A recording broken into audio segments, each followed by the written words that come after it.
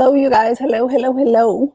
So I'm going to give it a few seconds for people to jump on before we get into it. Chris is going to be joining me shortly. I know this is a difficult time for them because they're just finishing their dinner. So as soon as he jumps on, we'll get into it. But I wanted to start only because you guys know I'm working and I work in the morning. So I have to kind of get these started as early as possible. But as soon as he jumps on, he can kind of talk about things that we want to talk about. So we're going to talk about policing in 2020 and 2021. I would like to start this particular video. Wait, can I see this? Can I see the comments or not? Why can I not? Oh, you know what? I think I have to, hold on. I have to do something on Facebook. Otherwise, I won't be able to see them. Give me a second. Let me fix it. I have to change my settings. I continue to forget. Hold on. Give me 1 second. All right. Let me make it public. Boom, boom, boom. There we go. I'll be able to see the Facebook comments. Sorry. Hello, you guys. Hello, hello, hello. Hi, everyone. I am happy to see all of you as well. So we are going to get into it. I'm going to share a video with you guys. Let me just, let me share my screen. We're going to talk about some police issues. We're going to talk about what police deal with on a day-to-day basis, because I feel the media doesn't talk about that enough, right? We talk about every time there's an officer involved shooting with a person of color, that's media, that's news, that's always the first thing that goes. So I want to start talking about what they deal with and why police officers have to approach things a certain way, because the everyday average person clearly does not understand that. You have no idea what they go through. You have no idea how quickly they may have to make a life or death decision. So like and share. Thank you, Joanna. Yes. What about the resignation of the head of cops? Who is that? Tammy. Hi, Sherry. Resignation of the head of cops. COPA.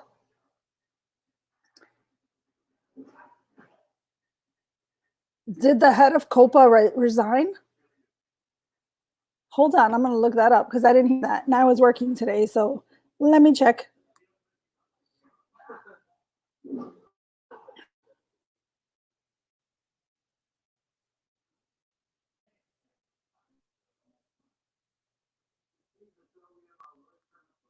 Hold on.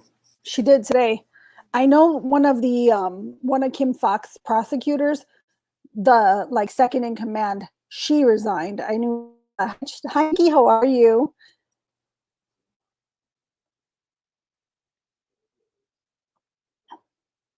Yeah. Okay, Chicago COPA chief administrator Sydney Roberts resigns. I didn't know that, actually. And I didn't hear anything about it, to be honest. Thank you for telling me, Tammy. I appreciate that. I did not know. Chris, you ready? Okay, Chris is not ready. I'm sorry, I could see when Chris pops up on the screen. So we're gonna have to look into that. I did not know that. Thank you. Thank you, Nikki. I appreciate you too. After I leave with a heavy heart, I am confident that COPA will continue to advance meaningful police reform and accountability through objective investigations. That means there's some shit going on, to be honest. She was the unanimous choice of the city selection committee. Short. Sorry, you guys. I'm trying to read what the hell's going on here. I'm gonna have to dig into that one. Hello, you guys. Hello, hello, hello. So Chris is going to come on, but while Chris is going to come on, I'm going to show you guys a little video just to kind of catch you up to speed where we're at. Don't forget to like and share this video. If you are not following us on YouTube, please go over to YouTube and give us a like and a subscribe. I would greatly, greatly, greatly appreciate it. But let's get into it. Hold on. Let me see what. Sorry, I'm looking at Chris's comments in the private chat. All right, I'm going to share my screen with you guys.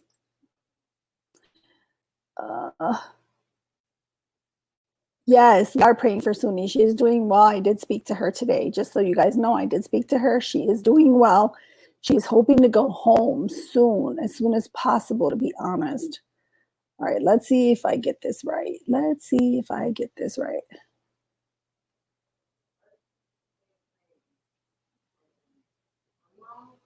All right, let's see if this is the right one. Sorry. Yeah, so I'm gonna give you guys this one first, because this one is the one that is like the most recent. It's all over the news. It's playing pretty much everywhere. It's an officer who's in law enforcement in LA, I believe. So we are gonna play this one for you guys. Favorite part about working for Prime is feeling like family. Sorry about the ads, you guys. And travel the world.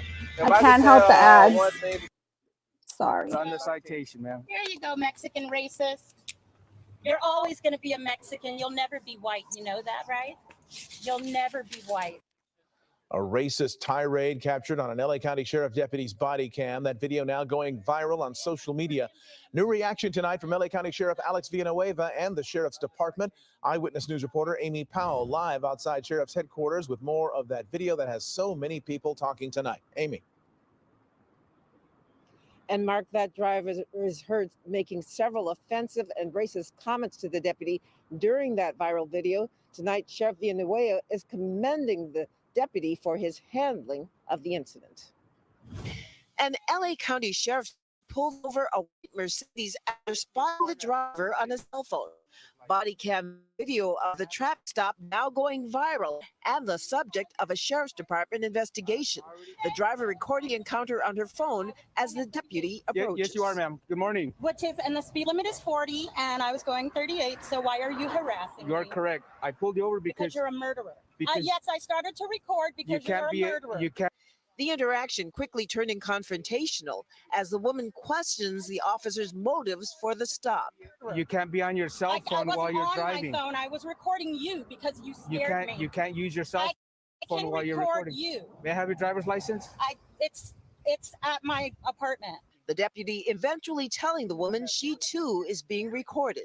You're threatening to kill me and my son. Can you give me I'll tell you what, you keep smiling, you're on camera. The deputy is wearing a body cam. The LA County Sheriff's Department is in the midst of rolling out body cams to all of its deputies, but this officer is yet to receive one. He's wearing a personal body cam.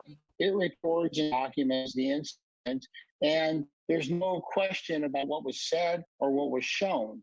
It's all pretty straightforward right there. So it does protect them greatly, and it does protect the citizen that they're contacting too.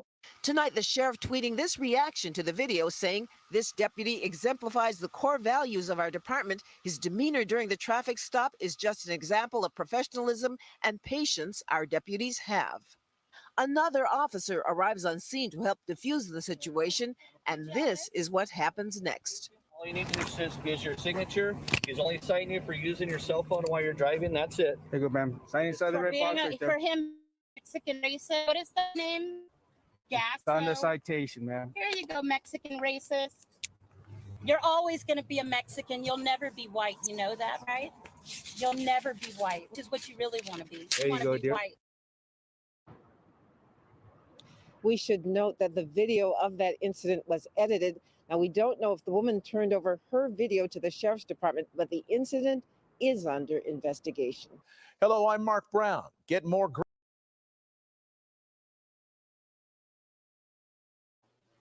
Hello and welcome, Chris. Hello. I just found out that I'll always be Mexican. I'll never be white. Same. Same. And I'm over here trying to stay out the sun. No privilege for you. Trying to get my privilege up. Yeah. So Back to this video, this was just a clip that was on Channel 7. But if you guys want the full video, there's nothing in that full video. I hated the part when she said, "Oh, this video was edited." I wonder if the officer's video was given to the sheriff's deputy. There is a full video from start to stop of that traffic stop. And there's nothing you are going to see different than what we just saw right now, which is why I played the little part of it. There is nothing different in that video. The officer held his composure. He was way nicer than I think. And what I mean by nicer, professionalism is priority, right? But now, if you remember her saying that she did not have her driver's license on her. In the full video, she says, I don't have my driver's license on me. I'm running to take my son somewhere. That he asked her even, do you have a photo of your driver's license? That is going beyond the scope of his job because he doesn't have to accept a photo of it. He can still write a ticket for failure to produce a driver's license, which he still didn't do. He only wrote her for the initial thing that he stopped her for, which was while using her cell phone while driving. And if I'm not mistaken, I don't know what this woman's race is. She looks dark complected. She could be dark Hispanic. She can be Black person. I don't know what her race is, but this is what happens when we create divide and you have minorities attacking minorities. Okay? Because he is a Mexican. He is a minority. And according to her, he's never going to be white. I don't know why she would think he would want to be white and he's not proud of being Mexican. I don't know. I'm proud of being Mexican. What about you, Chris? You proud of being Mexican? He's like, yes. I'm trying to get off mute. Yeah, I'm proud of my heritage. Lately, I'm not gonna lie. Lately, not so much because of stuff like this. Because we've let all this political BS divide us, even as those of us that are family or we are from Mexico. No, I'm gonna take that and say no, not really. I'm proud to be American. Because Mexican, as we see right now, like it doesn't matter anymore. If we're light skinned, we kind of get thrown in. So I'm kind of missed about it, Shelly. I don't know. Yeah, I'm gonna always be proud to be Mexican, period. But if you act, for me, like all these people that act like assholes, I don't care what color your skin is, and I've said this a million times. I don't care if you're black, you're brown, you're purple, you're green, you're red, you're yellow. You could be any color of the rainbow you fucking want to be.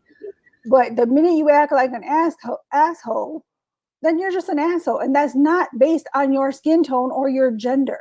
That is based on your actions and who you are as a person. I don't care what you look on the outside. But if you are ugly on the inside, I'm going to call you on that shit. And that's where people need to separate feelings, because everything is so sensitive. Everybody right away wants to assume that if someone said, if I say something terrible to someone, oh, and God forbid their skin color is they're Hispanic or they're a person of color, right away I'm a racist. No, I'm saying it because based on their actions. It has nothing to do with your color of your skin tone at all. If I act like an asshole, is it because I'm Mexican or because I'm Puerto Rican? No, it's because I'm simply an asshole. Like, separate those feelings from what it is. You're an asshole or you're not. Which one is it? And assholes come in all different colors. Shapes and sizes.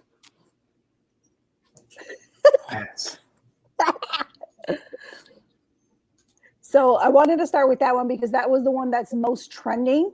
And this is stuff that police officers go through every day. Like you guys hear about it once in a while, right? Like literally go through it all the time. The other day I'm driving. Well, actually, I'm not driving. Someone else was driving. I was a passenger. And we're not on a stop. We're not in the middle of anything. And we're about to make a left turn. And some person just comes right next to us, pulls up, and literally rolls down the window and yells, "Fuck 12" at the top of their lungs. So if you guys don't know what 12 is, that is a code for the police. I still don't know what it even means, to be honest, but Yeah, I haven't quite got that one. yeah, it's fuck 12. That's what they say in Chicago now. We used to be 5-0, but now we're 12. So they literally, I had no contact with this person, wasn't stopping this person. I was literally waiting at a light to turn, and that got me. And mind you, the person, I couldn't see because they went by so quick, but their skin color was as light as mine. And I am a female Hispanic, and that was by a grown-ass man.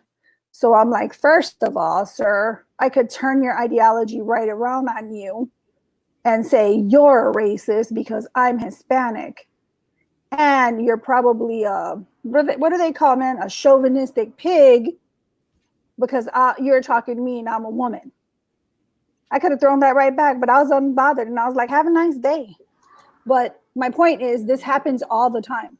This is the nonsense that happens all the time. And officers have literally split seconds to actually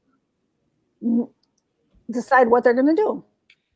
In instances, I'm going to show you another video. I'm not going to show the entire thing because it's pretty lengthy, but I'm going to show you a video of an incident where several people are calling the police. And I believe it's in Nevada County. Several people are calling the police. This happened in February of this year. Real quick, before you jump into that. So with this video that we watched, right?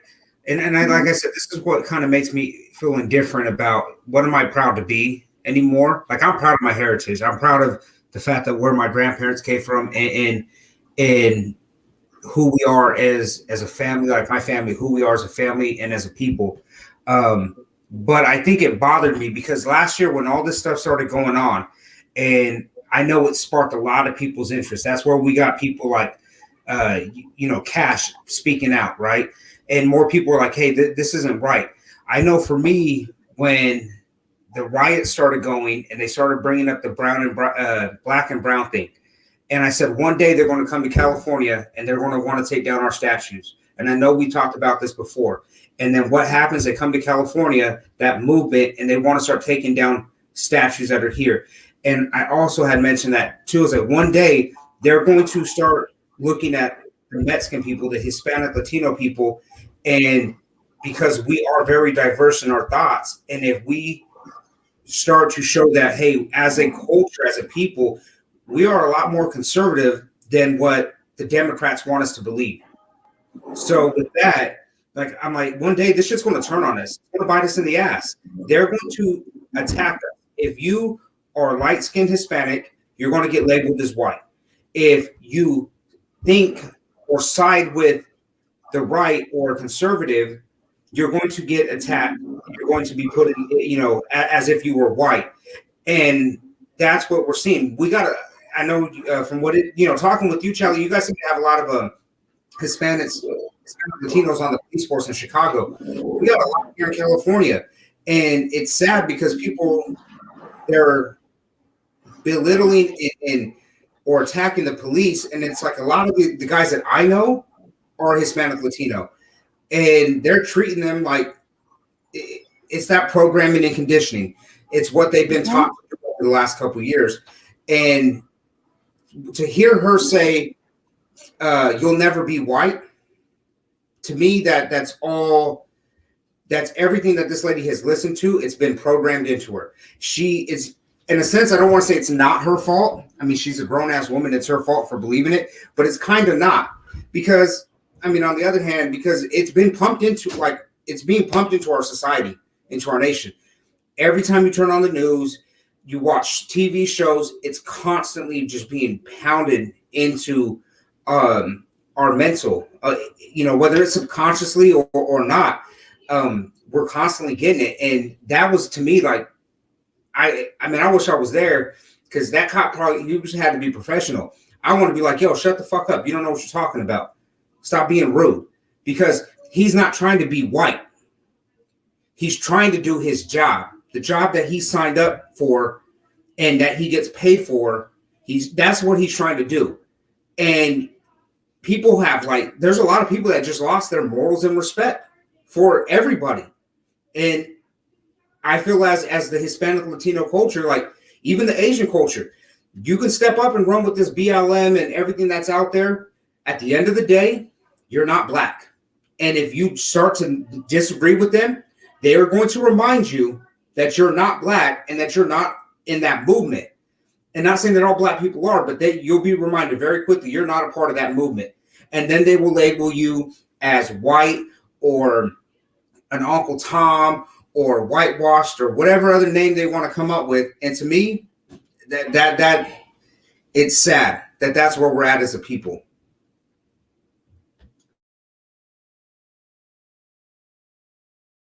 You're muted. You're muted. I was looking at another screen, so that's why I couldn't tell. I was totally looking at another screen. I was trying to pull something up.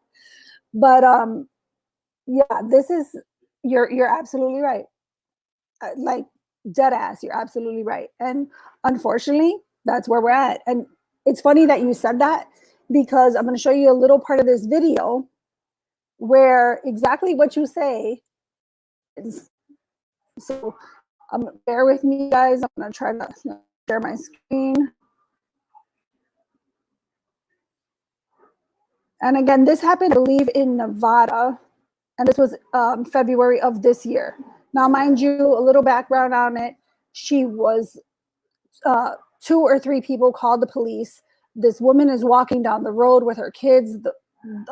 She was walking into someone's house, walking back with her kids. They were walking for a very long way. She was kind of talking to herself. The woman was concerned, called the police. Then the next call comes in was the lady that she actually went into her house, but she doesn't know this lady. She winds up asking her for a ride to Nevada. And she's saying that someone's trying to hurt her and her babies. And then I guess she goes on her way. So the police arrive. You're going to kind of see. It's going to start with after the incident. She doesn't contact the police. You're going to see it. I'm just not going to show it to you all from the beginning because there's just so much to it. We'll have this video will take us 4 hours. And you girl got to work tomorrow. So I'll show you these parts. Give me a second. Okay, Chrome tab, share my audio.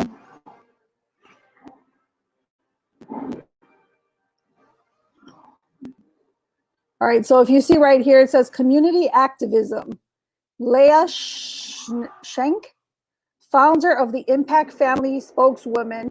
It's Black Lives Matter related. This is her. This is her during a activist something or other. So I'm going to play this and then I'm going to go mute myself. Leah Schenk, L-E-I-A-S-C-H-E-N-K, founder of Impact, E-M-P-A-C-T. Behind me, I have Sage Crawford's family. We have her mother and her sister. And then we also have another person that's a part of my team behind me as well. Just for the purposes of today, the family has requested that we call her Sage Crawford, which was what she preferred to go by. So that's what you'll hear us refer to her as. And that's S-A-G-E Crawford, just like behind me, C-R-A-W-F-O-R-D. Last Thursday, as you all know, Sage was walking down the street with her 2 minor children, and she was approached by 2 officers that eventually gunned her down and shot her dead right here where we're standing right now.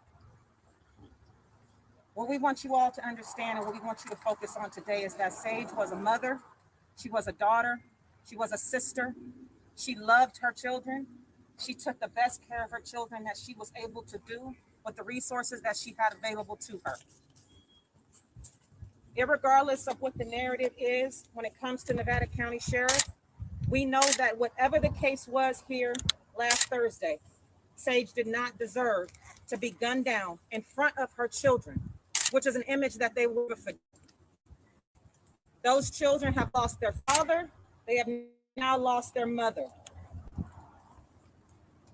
What happened last Thursday, the indication of us as women and how we are not safe and we are not protected.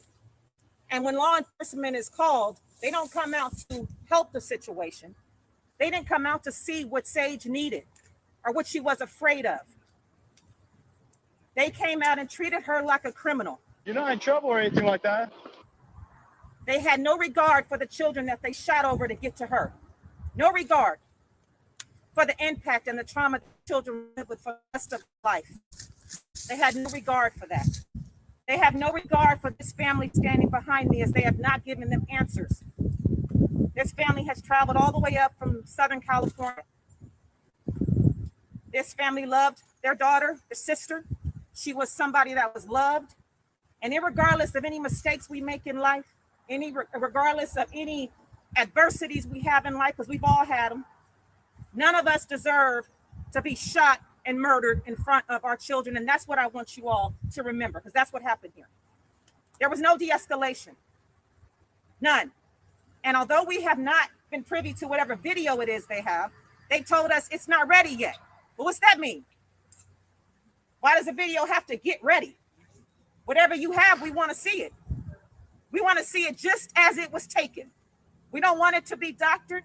We don't want it to be manipulated in any way. We want to see it exactly the way it is. And I have a personal message to Moon here in this county, who did her press release, who did her video and posted on social media and never once mentioned the children. Never once. No regard, no respect. Good afternoon, Nevada County. I am your Sheriff, Shannon Moon. As you may know, yesterday your sheriff's office was involved in a deputy-involved shooting in Alta Sierra. This was a rapidly evolving incident that unfortunately led to the loss of a young lady's life. Each and every day, our staff are called on to respond to situations that can have unpredictable outcomes. We take that responsibility very seriously, and when tragic events occur, they impact everyone, including our staff and their families.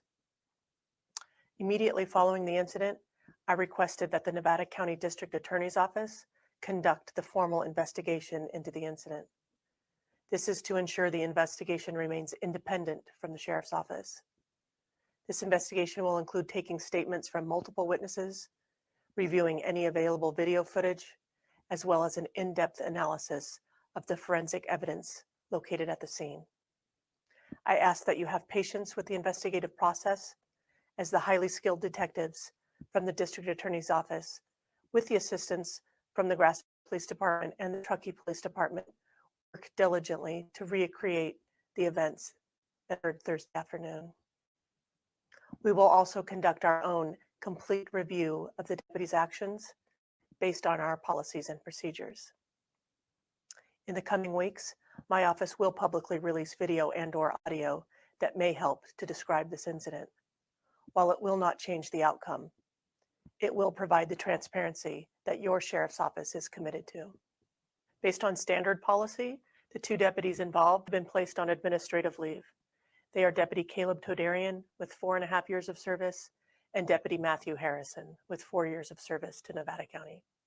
We have received numerous questions as to their well-being, and I am thankful that neither of them have physically been injured during this incident.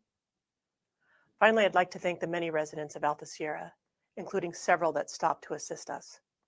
I am aware of the significant inconvenience this created in your neighborhood and appreciate your patience and understanding. That woman was afraid. She was trying to get her children to safety. She knocked on a neighbor's door for help. Why would you call the police on her? She needed help. We've all needed help. Why would you not help her?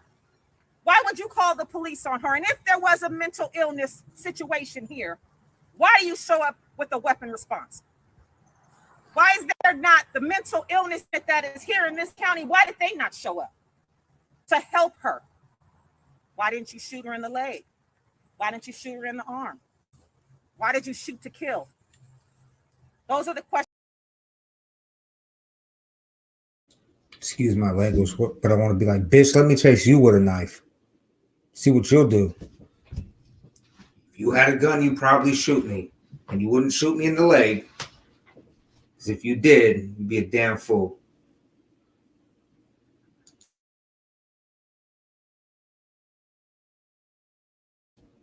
That was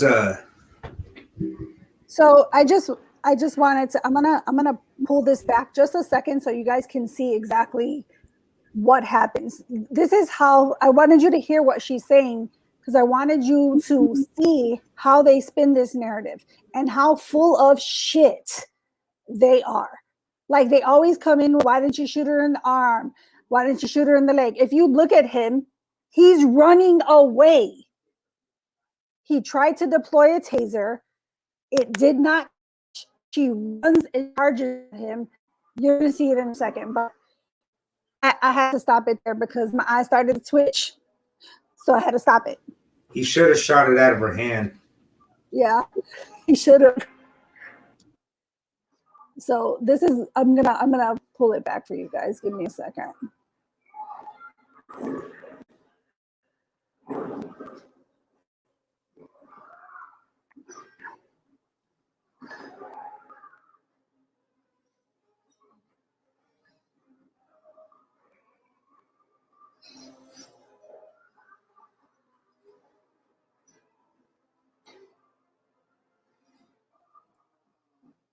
All right, so, okay, give me a second. I'm gonna pull this back up. Share screen. Don't forget to share my audio.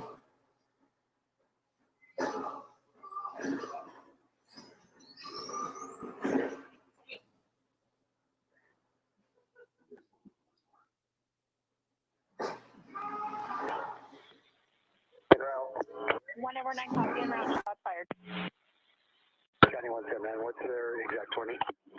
Names at Alta Sierra, names at Alta Sierra.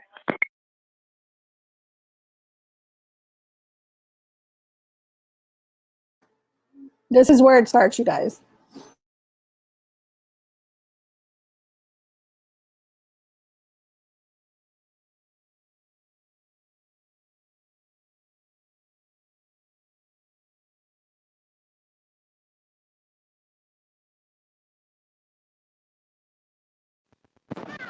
You're not in trouble or anything like that.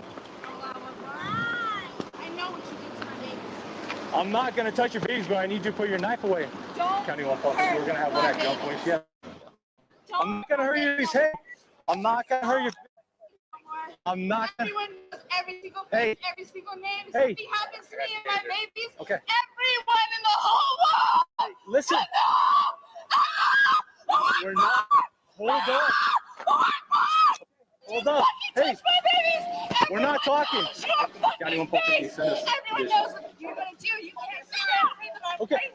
I'm not saying anything. I just want to help you out. They know who you are. I just want to help out. Everyone knows who you are. You can't hide. Okay. God.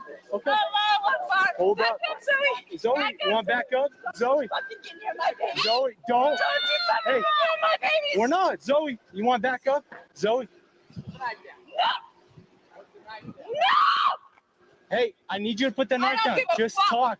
Just talk to No, us. I don't have anything to say. Talk to Everyone us. knows who you are. Talk to us. Everyone fucking knows who you are. Listen. There's lawyers just Talk to stand up. us. There's lawyers who have been Talk to us. They have all that. Hold up. So kill me I now. don't want to kill you. Because Give they me will a sec. find out the truth. Don't. Hey.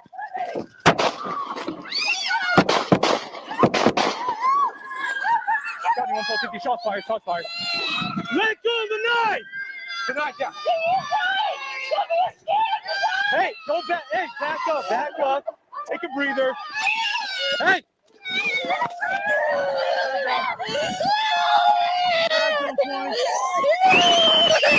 Put her at gunpoint. Put her and hold the kid. Hey, so we can. Hey. Hold on.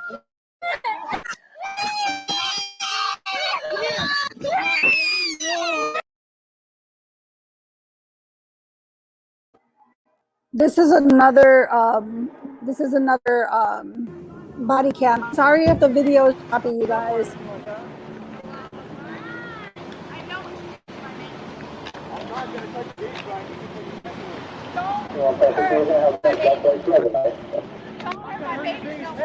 Put the knife down. Everyone knows every single face, every single name. If something happens I got to me and taser. my babies, everyone in the whole world.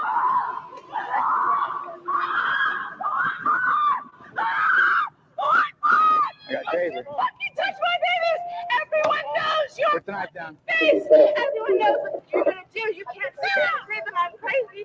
Back up, mama. Back up, mama. They know who you are. I just want to help. Everyone knows who you are. You can't hide from God. Allah Akbar. Back up, Zoe. Back up, Zoe. Don't you fucking get Put the knife down. Put the knife down. fucking give me my babies. Put the knife down. No. Put the knife down. No. I don't give a fuck. No. Please say everyone knows who you are. Everyone knows who you are. Those lawyers who scared us, those lawyers who have been waiting, they have all the evidence. So kill me now. Because they will find other jobs. Don't you fucking touch my baby. Oh, fucking kill him.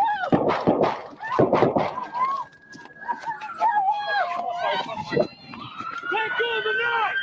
Put the knife down. Don't be scared tonight!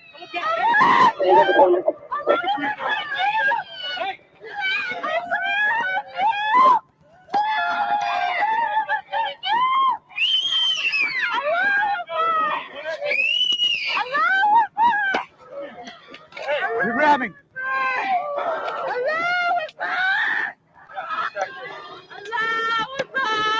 Your taser. I tased. It was ineffective. She charged. Everyone knows your face. Did you shoot or not? She shot. He shot? I did not shoot. Don't you lie. Put the knife down. Put the knife down. Put the knife down. Scared. They're not scared. You good, bro? I'm good. All I know is the truth. Fuck, man. All I know Drop is the knife, man. Hey, All I look know at me. is the truth. Look at me. You want to get some medical help? We need to drop the knife. Hey, are you still connected on the taser?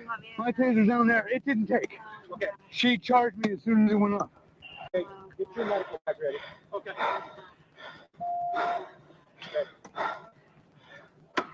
Okay. Put the knife down. Put the knife down. We want to get you medical help. Yeah. Here, let's get those, Dad. Hey, inside my bag, the bottom bag is a green little bag. Sit down. Just lay down. Put the knife down. Let's go.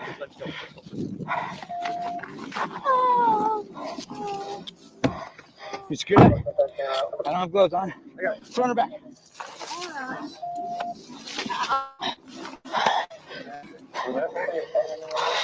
What? Okay, let's get pressure bandages. Yeah, let me get some. You got gloves in here, bro? Yeah. Pressure bandage. Okay. Okay. So there's some sort of hole right here. One of those. I need those. Open that up. We got. Hey, find the entrance. There's.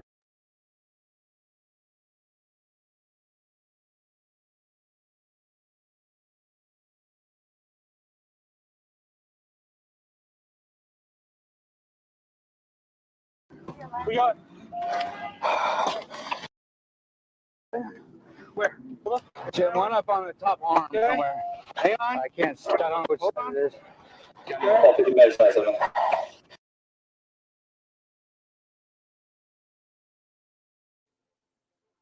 Okay, sorry guys.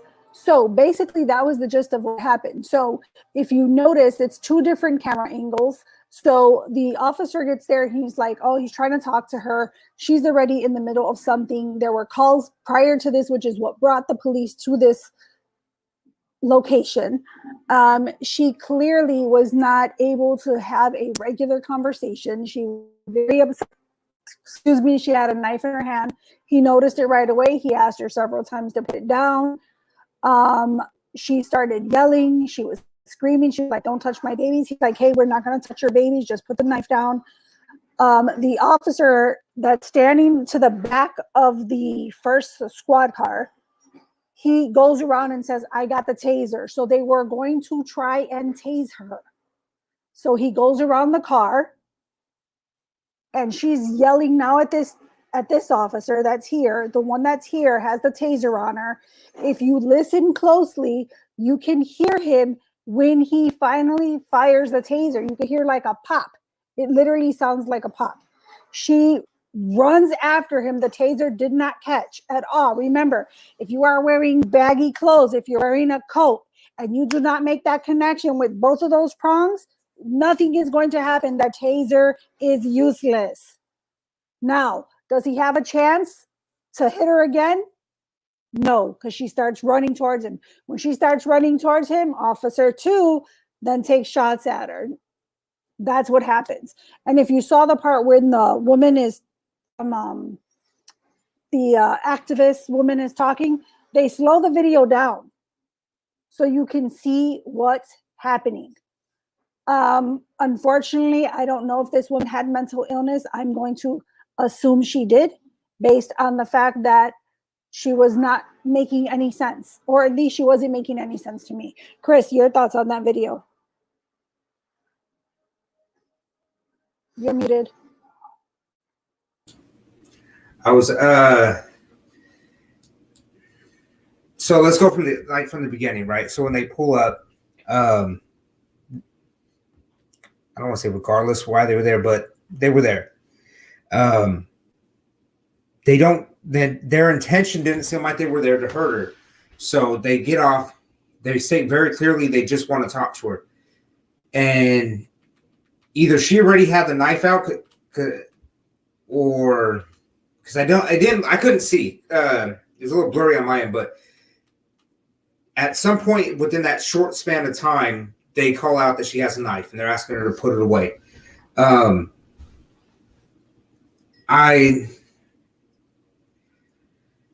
It's a little disturbing because you don't know what's going on with her, because we don't know the whole story. And this is where this is like in anything that we watch, whether it's George Floyd or Rayshard Brooks or any of those other people, you don't always know the full story and you don't know the person. So in some of these, we're left to assume, because they'll come out and say, oh, this person had a criminal record. And then we could kind of assume that, okay, this person wasn't the best of people anyways. Here, I mean, we really don't know what she had, but what we do know is she was asked several times to put the knife away. Now, and you don't know what her intentions were going to be after she walked away.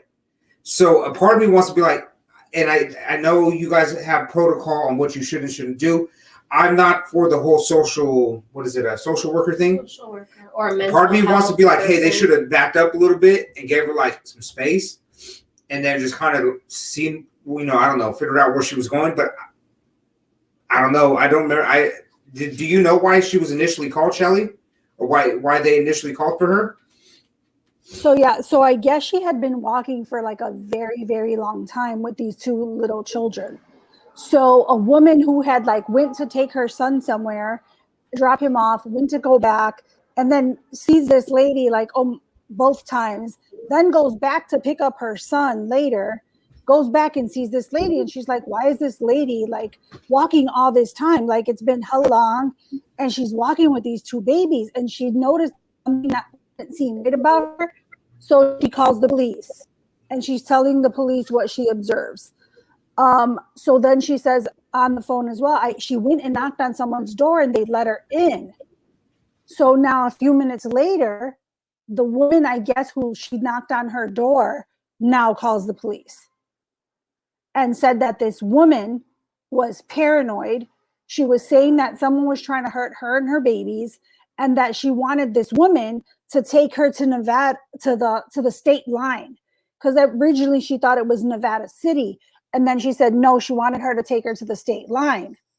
And I guess the woman couldn't take her to the state line, so she walks down the road with her babies. So this other woman, the first woman, is following her, what's going on with her? Why is she out here with these babies? So there were, I believe, 2 or 3 calls. In the beginning of this video, you'll see where they're calling, it actually plays the calls to 911 in regards to this woman. So they do play the audio in these prior to this video as to what led the police to get here. So this is this woman was going definitely through something. What she was going through, I don't know.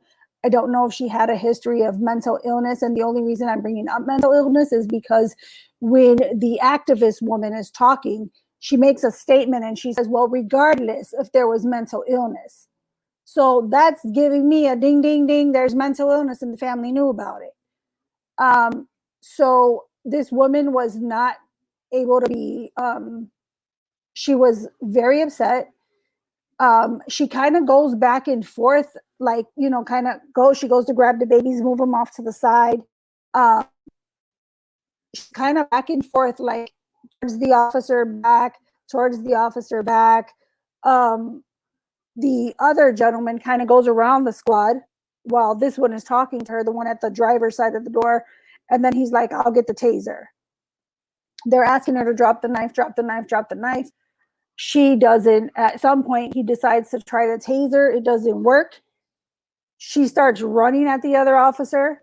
And when you see it slow down in slow motion, you can see him like running away. Yeah. He's not even facing her. Like, he's not backpedaling. Like, he's literally running. He doesn't pull his gun out because he already has a taser in his hand.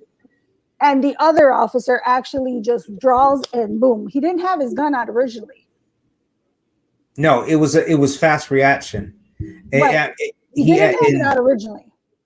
No, and you could see that as he's coming around, and as soon as she darts after him, it's that quick second. It's like the Adam Toledo video we watched. Correct. These people, we know they'll slow down the film. They make it seem like it's long, you know, more drawn out. But in the moment, you know, that is a very quick decision you have to make. Okay, so with some of what you told me, I think the big thing is like, okay, as they approached her, the reality, they don't know what they're getting into. They don't know what's going on with her. All they got is what was told to them. And she looks like, or I don't even want to say look, her demeanor and the way she's acting is unstable. It's not, she's not cooperating. She's not trying to talk. And honestly, she's kind of talking to them like she's like there's somebody else, like something happened to her.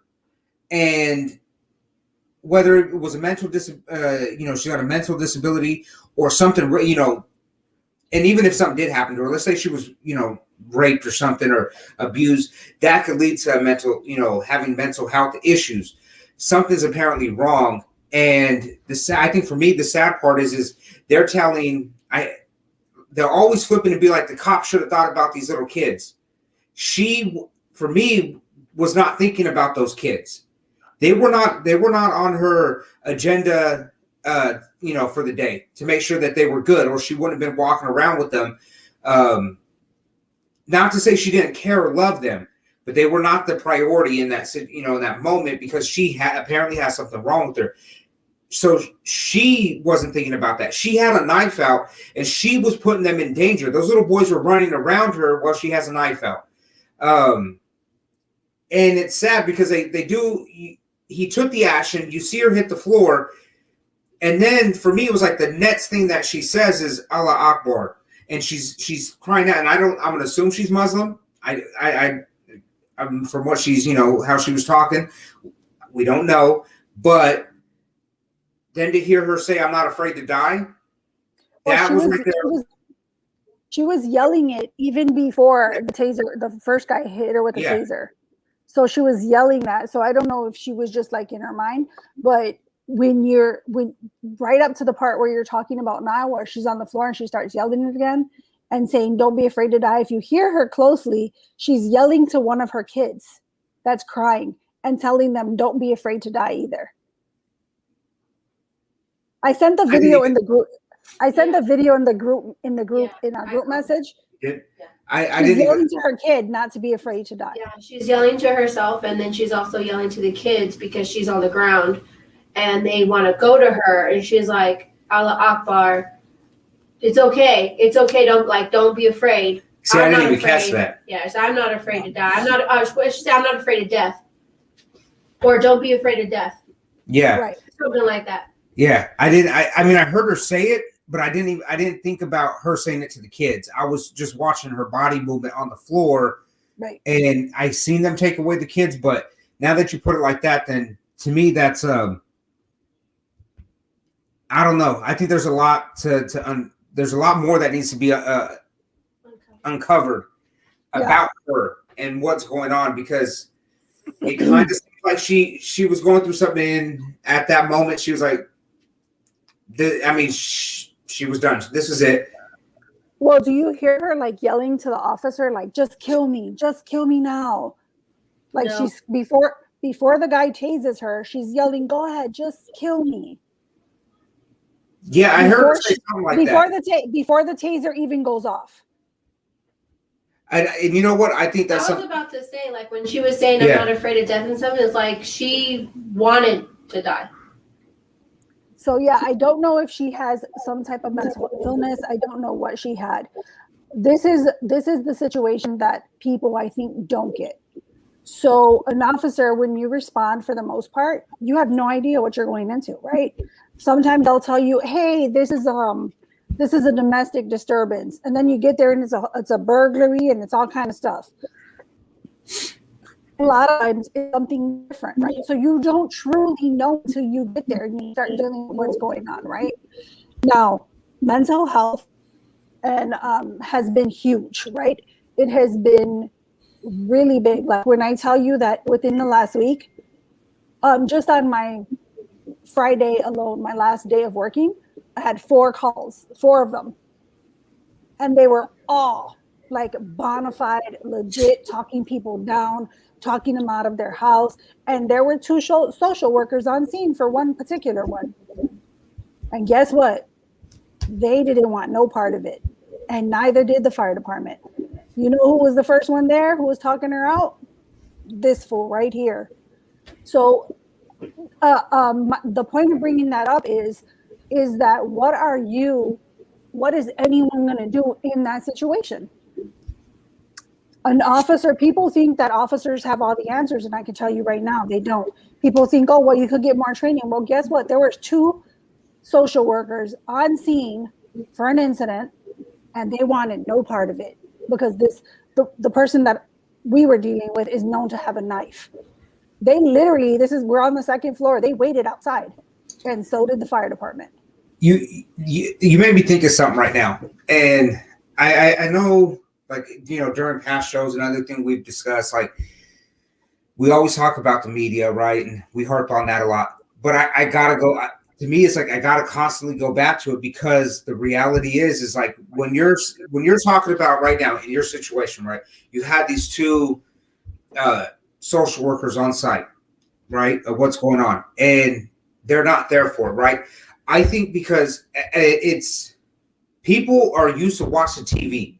They're used to movies and all this stuff going on. And to me, I think we're having a hard time. Some people have a hard time kind of, you know, siphoning out what is real and what is bullshit when they're watching this stuff. So like you'll watch like something with a hostage situation, and they'll be like, call so-and-so. And, you know, this random, you know, some dude will show up and he's like, you know, he's supposed to be the expert. And he puts on a vest and he, you know, gets on the phone and he walks up to the door and he talks and he makes all this stuff happen. It's like, that's not real life. I mean, they do have those. I mean, they like do, but I'm just saying. Smaller situations like Yeah. this that aren't that magnitude. Yeah, but I'm saying, but my point is that people are so used to seeing it like, it's just that easy. Right. It works out like that. Now you might get some movies that are like, you know, really depict reality, but I think more often than not, we're used to seeing this, you know, fake, cinematic Hollywood production, and people stick into it. So for you, I'm like, as soon as you said there's 2 people on site, in my head, I was like, oh, I could just see them like, hey, the social workers are here. Everything's good. And here they come with their little vest on and nothing to protect them. And they're like, hey, we're going to solve this. Holy shit. Wait, he's got a knife. Hey, get him back. And then they don't know what to do. And they're like, nope, that's not what I signed up for. Yeah. And the thing is what people don't realize is like, so we do have like hostage situations, right? Well, if you are a threat just to yourself, then they're going to wait for a negotiating team. If you're a threat, if you have somebody in the house hostage, they're going to call in specialized units. They're going to set things up, right? But in this situation, she is moving with 2 babies. Exactly. And if you watch the video again, from the minute he gets out the car, he notices she has a knife in her hand. That's the first thing he says is like, she has a knife.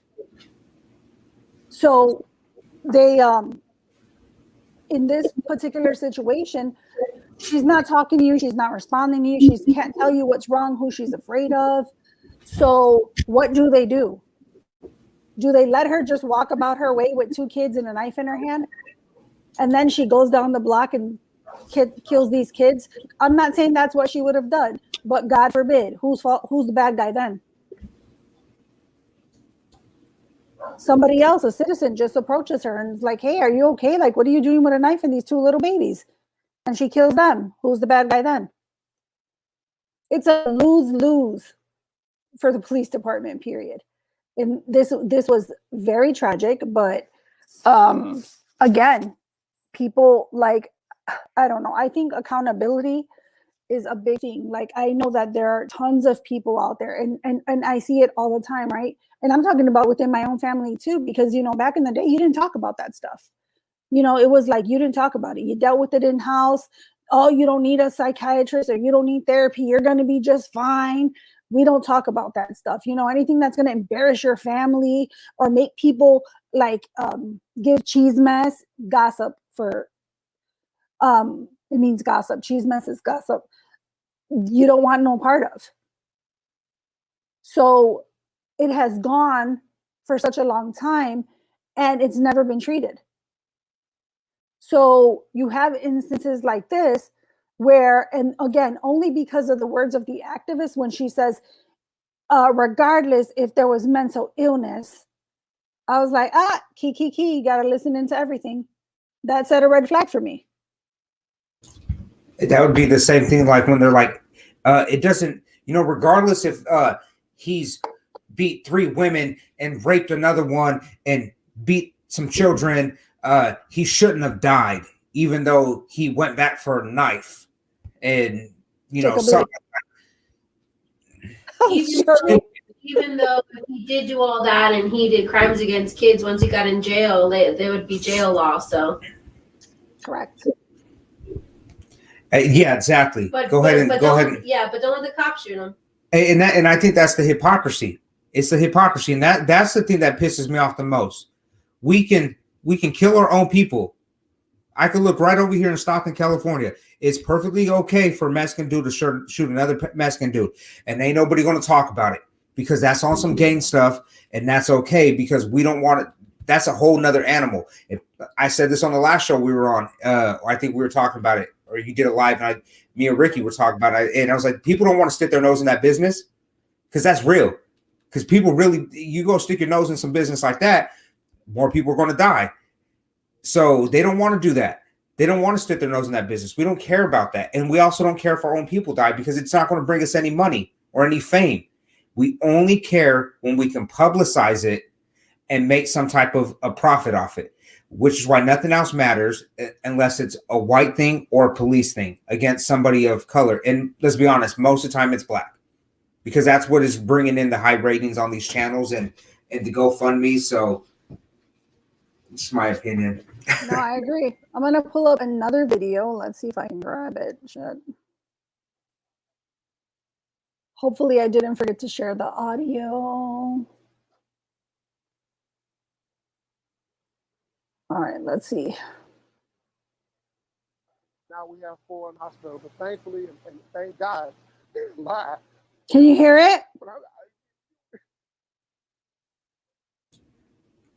Can you turn it up a little bit? Some sense out of this? Can we make some sense out of this?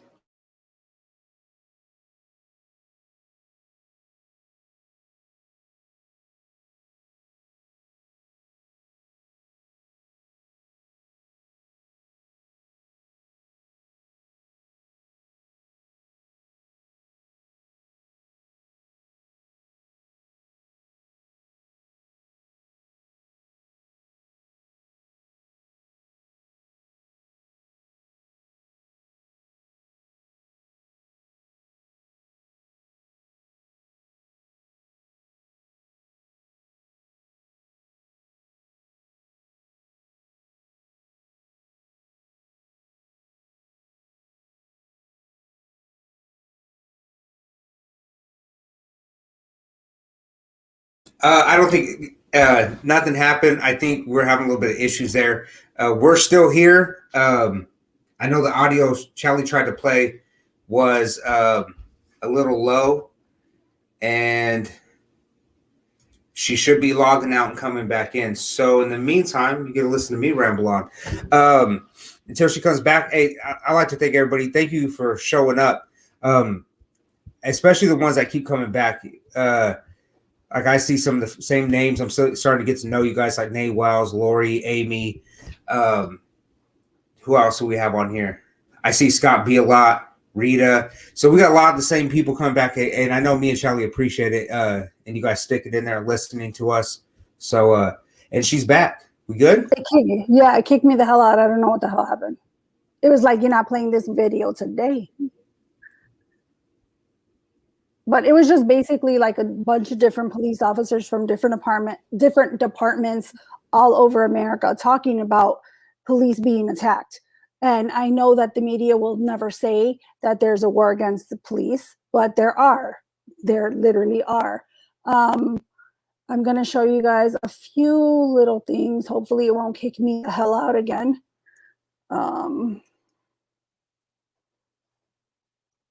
Let's see. There we go. All right, bear with me. Now my computer has to reload all this crap. All right, I don't need audio for this one, so that should be good. Sorry, you guys. All right, this is the Officer Down memorial page. This will always tell you officers that have been killed in the line of duty.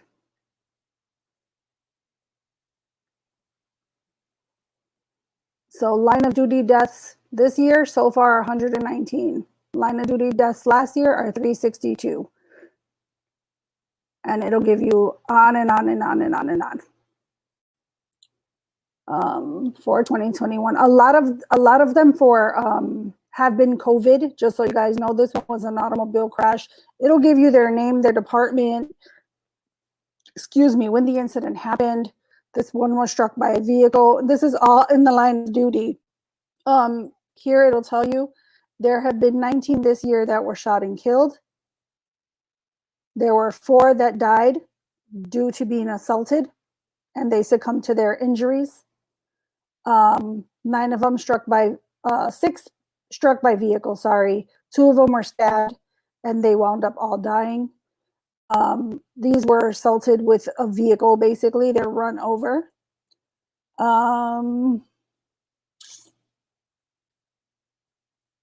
So you can always go and look at this page. They update it regularly. It gives their name. It'll tell you the ones that are by gunfire, the cause of their death, etc. It gives you all of that. So it's pretty good. It always gives you like up-to-date information. Another thing I wanted to talk about before we get out of this video. Okay, I could stop sharing that one now. Sorry. Another thing I wanted to talk about really quick in regards to sharing this video is the interactions that police officers have with people, where if you go to YouTube, I told you guys, I think it was like last week or the week before, just go to YouTube and look at, like, put up people motherfucking the police. You'll see like so many damn videos, and it's literally people like with their phone and stuff in police officers' faces, yelling at them, motherfucking them, talking trash to them. And a lot of these people happen to be minorities.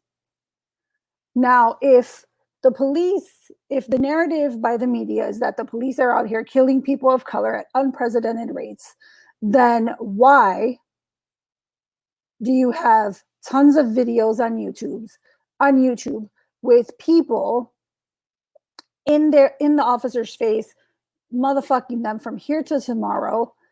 And if you're so terrified of the police, if the police are out there to get you and out there to kill you, why is your cell phone in their face, motherfucking them from here till tomorrow? They're literally all over YouTube. All over YouTube. And then if you look at Chicago, just so you guys get a little quick thing, and I'm going to speak just on Chicago really quick because I think those numbers on its own are just ridiculously high. Sorry, I'm typing backwards. And I'm sure Chris can tell you exactly from what he sees in California. Hold on a second. Let me share the screen really quick. Mother effing them. Yeah, mother effing them. Hey, real quick, while you're pulling the screen up, because we talked about 12 earlier. So I decided to look, and there's a couple different things. So, like, why are police called 12? We know it's slang. Oh, someone said it was from a show earlier. Yeah. But it's like anything. You know, people there might be the original meaning, but then you'll see stuff like 12 comes from the police radio code 1012, which means that visitors are present in the area where police are going. And then another one was it may have came back in the 60s, and the Adam 12 or from the Adam 12. So I see the whole point is we brought it up. I see a couple different meanings, and honestly, I still don't know. I'd have to dig deeper, but that's what I got so far. My daughter told, babe, let me ask my husband, babe, what does fuck 12 mean? What does 12 stand for? Like, you know how they say it's a reference to an old show? Yeah, that's what my husband said too. That's what it's supposed to be. Yeah, Adam 12 something. Adam 12 police or something. Adam 12, yeah. So just so you guys know, like in Chicago, we have probably less than 10,000 officers that are active duty. Not all of those obviously work on the street. So probably on the street, I want to say maybe 7,000, okay, in the city of Chicago. Now, this is what Chicago police deal with every day, okay? This is just May. This is for the last week from May 2nd to currently the 6th. This is from January to now. Now let me just remind you. So there has been 209 homicides, 1,110 people shot, 915 wounded, 195 shot and killed. So out of these incidents, 1,110 people shot. You know who deals with those? The police. You know who's the first one on the scene? The police. So this is what we deal with. I'm sorry if you guys hear the dinging. I don't know where that's coming from. I don't know how to silence it there. But this is basically what Chicago deals with. Just so that you guys kind of know, this is just the month of May.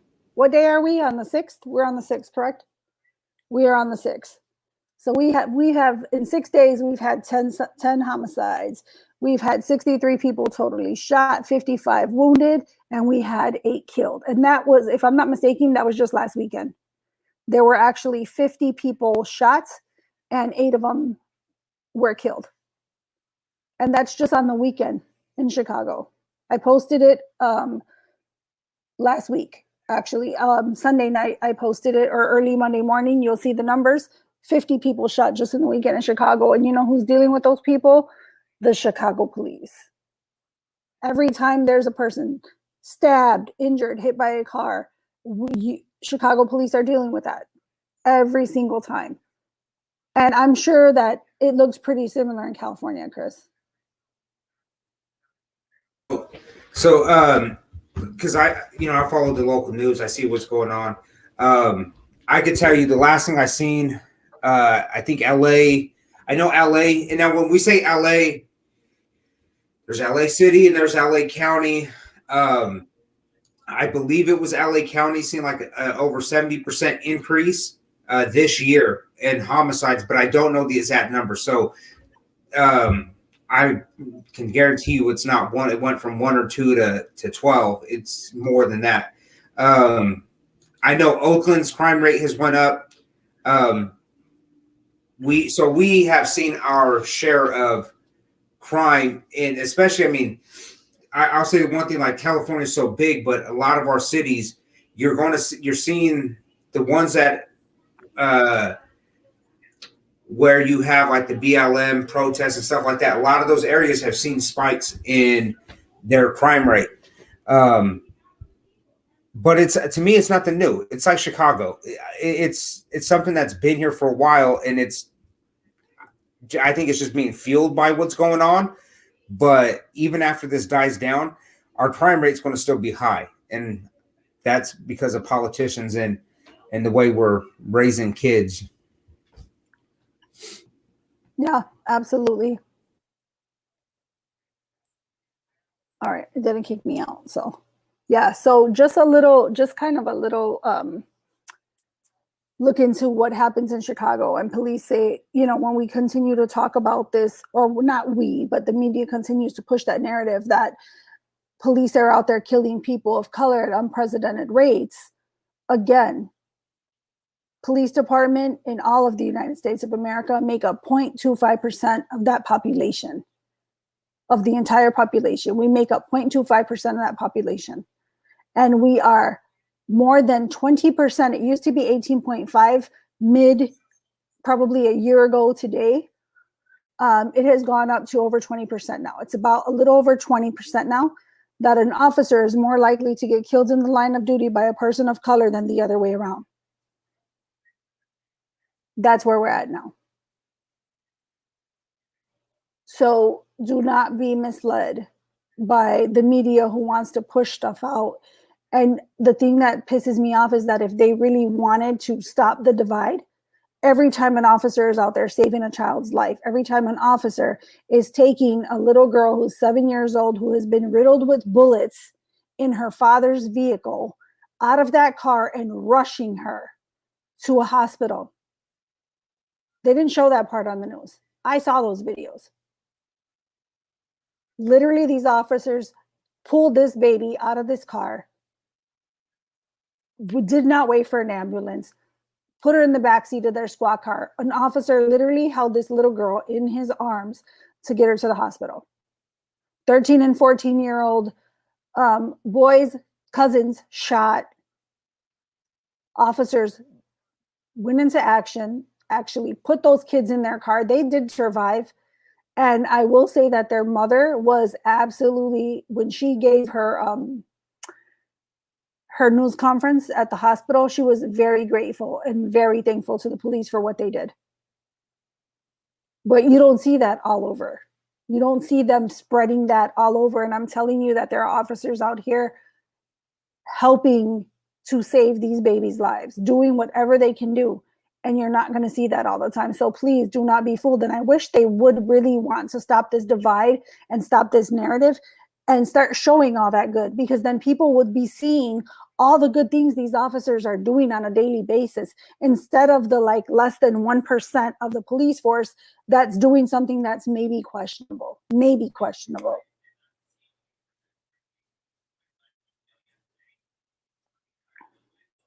But you know, this is the world we're living in today. And like I said, there's videos, there's tons of videos that I was like looking at today. If you go look on YouTube, I'm not going to play it because my husband's ready to go to bed, but if you go look on YouTube, look up videos of people like harassing the police. You'll see them. Look up videos of fights in Chicago. Just look up Chicago fights on YouTube. When I tell you there are crazy fights all the time, you could look it up for your own city, whatever city you live in, but look up fights just in Chicago and you'll see a shitload of videos of people fighting and acting all kind of reckless. Well, guess who has to respond to that? Chicago police. And people don't realize when everybody else is running away. There was a video I shared last week, and there's a girl, she's like dancing, they're all drinking, they're talking, having like celebrating, whatever. There is some other girls in the video, they're throwing up some gang signs, etc. And then about a minute later, you hear gunshots ring out. And when I'm telling you, how many gunshots was it, babe? from that video with the girl, where it was like,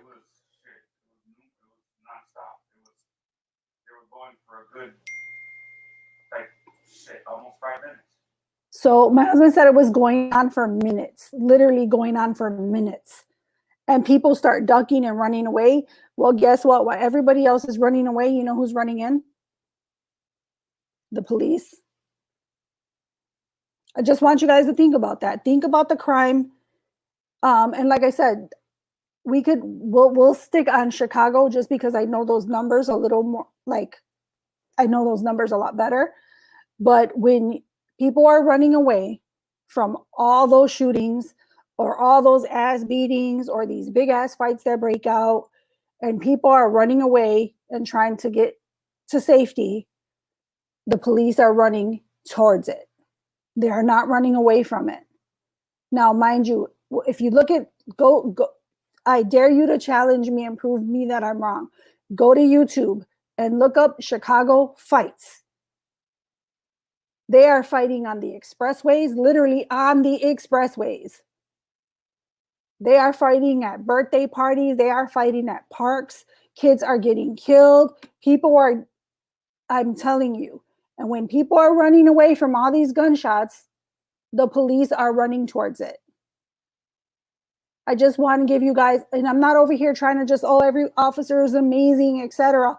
All I'm saying is I'm going to do the opposite of the media, because they're not going to tell you all this stuff. They're not going to show you every time these officers are running in. And literally that particular day was a couple days ago, that the shooting that I'm talking about that happened in Chicago. And when I tell you there were, the rounds went on for minutes, hella minutes. Hey, so I'll go ahead and finish and I'll jump in after. No, I was just going to say, and the police are the one who's running into that shit, literally running into that shit.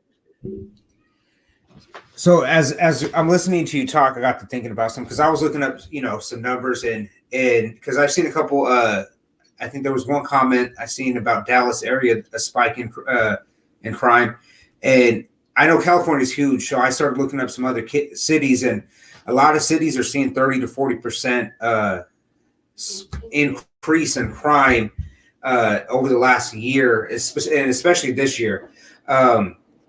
Even our smaller cities, like I know somebody said even smaller cities are taking a hit. Yes, because it's being put out there that you can act a certain way and it's okay, because our politicians are okay with it, and they're going to, and if you do get in trouble, they will fight for you. So people are pushing it. And I think that's why you're seeing it across the board, even in maybe areas you might not have you see it before. You probably see some increases in crime. It should be a good reflection of the political party that's in charge. The Democratic Party right now, we all know, is in charge. For somebody who wants things to be equal and somebody who was preaching unity and all this other stuff, excuse me, my nose is running. I've had allergies. For a party that wants to make bring unity, we sure are seeing a lot of people, or the crime go up.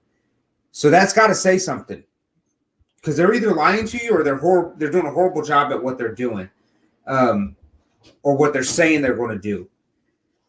So I'm going to leave it at there for right now. I agree 100%. I agree 100%. And you guys, there's another video. I just couldn't find it. I don't know what the hell I did with it. I literally searched for it for like 3 hours and I couldn't find it. So when I do find it, I will post it on my Facebook page so you guys can watch it. It has like really good information. I'm going to start doing just another day in Chicago, and I'm going to start posting videos. That's going to be the caption. That's going to be the title of them. Just another day in Chicago, so you guys can see all the stuff that's happening, where officers definitely have to respond. They have no choice. And when I tell you, in here in Chicago, like if the fire department gets called to something, the police have to respond with them. for the fire department safety. And we cannot refuse any job, etc. Like sometimes they'll give you a job of like a man down, etc. The fire department can refuse to go. And until we assess it, then they will go if we call for them. But they can refuse jobs. Just so that you know, police officers, or at least here in Chicago, you cannot refuse a job. I don't care what it is, you cannot refuse it.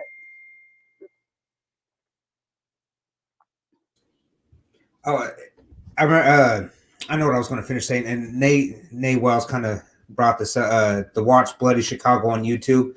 I think that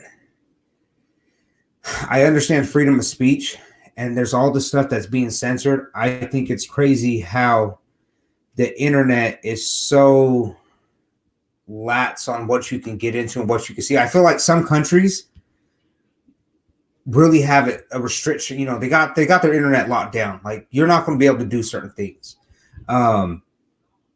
You know, you could try, you may be able to get away with it, but there's things that you're not going to be able to do, such as, you know, just watch porn or World Star Light. And here it's just this big free for all. And I'll go back because I was a kid that was playing, you know, Grand Theft Auto, listening to rap music, and my environment, you know, living around gangs and shit, that a lot of the stuff that we're seeing, we've kind of brought it upon ourselves. People don't want to watch nice stuff. They don't want to watch police officers, you know, help out. That's not intriguing. They don't want to feel good. I think we got a lot of people out there that they like what they see going on. They like the violence. I'm not saying everybody, but you know, we'll say in the crowd, like these people that are rioting or protesting. Oh, you got a good amount of them that I honestly believe like to see things burn. They like to see the crime and the hate and the divide, because it brings excitement. And it got me thinking about something, like when you were talking about the shootouts. I can't remember where I was at, but it had to do with gangs and why kids join gangs, specifically males. And it was that brotherhood. It's a sense of belonging, right? That's what I remember that from back in the 90s. Like that's why kids join gangs, because they want to belong to something. I don't think that's the case anymore. I don't think that, because we're not really seeing, there's a lot of small clips, but I think people actually, they really like this lifestyle, because now it's attacking everybody. It's no longer just Crips against Bloods or in California, like Norteños versus Sureños or whatever. Like it's just attacking anybody and everybody. There's just a lot of hate out there, and it's crazy to me. And then they publicize it on YouTube, on World Star, and you can go ahead and you can show cops trying to do good things all day. You're not going to get you're not going to get views because people don't want to see it. Right. And on that note, I'm going to leave you guys with this, because when Chris was just talking about like how politics play into a lot of shit, people always think that there's no political connections. There's always a connection. I'm telling you, because why is the crime in Democrat-ran cities up like 20-30%? It's the same in Chicago. It's up 30%. So, and we are not even halfway through the year. We're only in May, but it's the same thing on Facebook. So this photo right here, shared on Facebook. So it says, "Blessed are the cop killers. In a world of compromises where we endure daily indignities, a world that trains us to passively accept everyday injustice against us, our friends, family, loved ones, and neighbors, poverty, homelessness, jail, debt, stolen dreams, stolen futures, stolen lives, a meaningless life worth nothing. This is a world built on misery. It is then no great shock, no coincidence that sometimes people snap and do whatever they can do to fight back against the agents and defenders of their misery, to win a moment of justice, a moment of vengeance. They are the bravest among us and the most honest." Again, this says, "Blessed are the cop killers." So that is allowed on Facebook, but there's nothing else allowed on Facebook. I mean, how many times have people got banned? Am I right? Like, people get banned all the time for the stupidest shit. But that is up on Facebook. Not only that, I was looking for another one. There was one with an officer. It's like an officer in full uniform, and there's a person behind him literally slicing at their throat. And I reported it. A bunch of other people reported it, and they said it did not violate their community standards. See, that's bullshit, and that's because they want to keep this going. As you were showing that video, I mean not that video, but that picture. I'm going to take it back to listening. Because I still listen to the rap music. A lot of it's older stuff, but it went from, to me, I feel like, yeah, you got some messaging in there where it was like, fuck the police, they're trying to kill us. But a lot of it was like, and I'm going to take it back to the 80s and 90s, like when gangs were really getting down, it wasn't so much like, they were just really about that life. And they really knew they were criminals and they were murderers. And they knew there was consequences. And it was about making that name. You wanted to be the biggest badass. You wanted people to know that you were willing to shoot somebody or hurt somebody or sell the most drugs, because that brings power. That fear, if people fear you, that brings power. And if you kill a cop and you're like, fuck it, I did it and I'm a criminal, like, it was something to gloat about. Now I feel like, I won't even say like I know the view has changed, because now they're like, there's not even an acknowledgement that you're doing something, like these guys are doing something wrong. Like they're out there rapping about this shit. What's up, Jonathan? They're out there rapping about this shit, talking about, like, I listen to Sacramento rappers, right? And for those of you that are in the area, Mozzie, there's another group I was listening to the other day just to see what these young kids are listening to. It's a Shooter Gang, and you got Shooter Gang JoJo, and a couple other guys, like, and I'm listening to this, man, and it's crazy because they're talking about the same things we were talking about, 20, 30 years ago, selling drugs and shooting people and pimping hoes and this and that. And then they're talking about being oppressed by the police and how the police are always fucking with them. Well, you just talked about doing all this criminal activity, but yet you also are oppressed by the police and you're upset because, they're trying to lock you up or they're gunning you down. But yet they don't want them to gun them down. Like people want absolute freedom, and I'll just leave with that. Some of these people just want anarchy, because absolute freedom is anarchy. And in America, we don't have absolute freedom.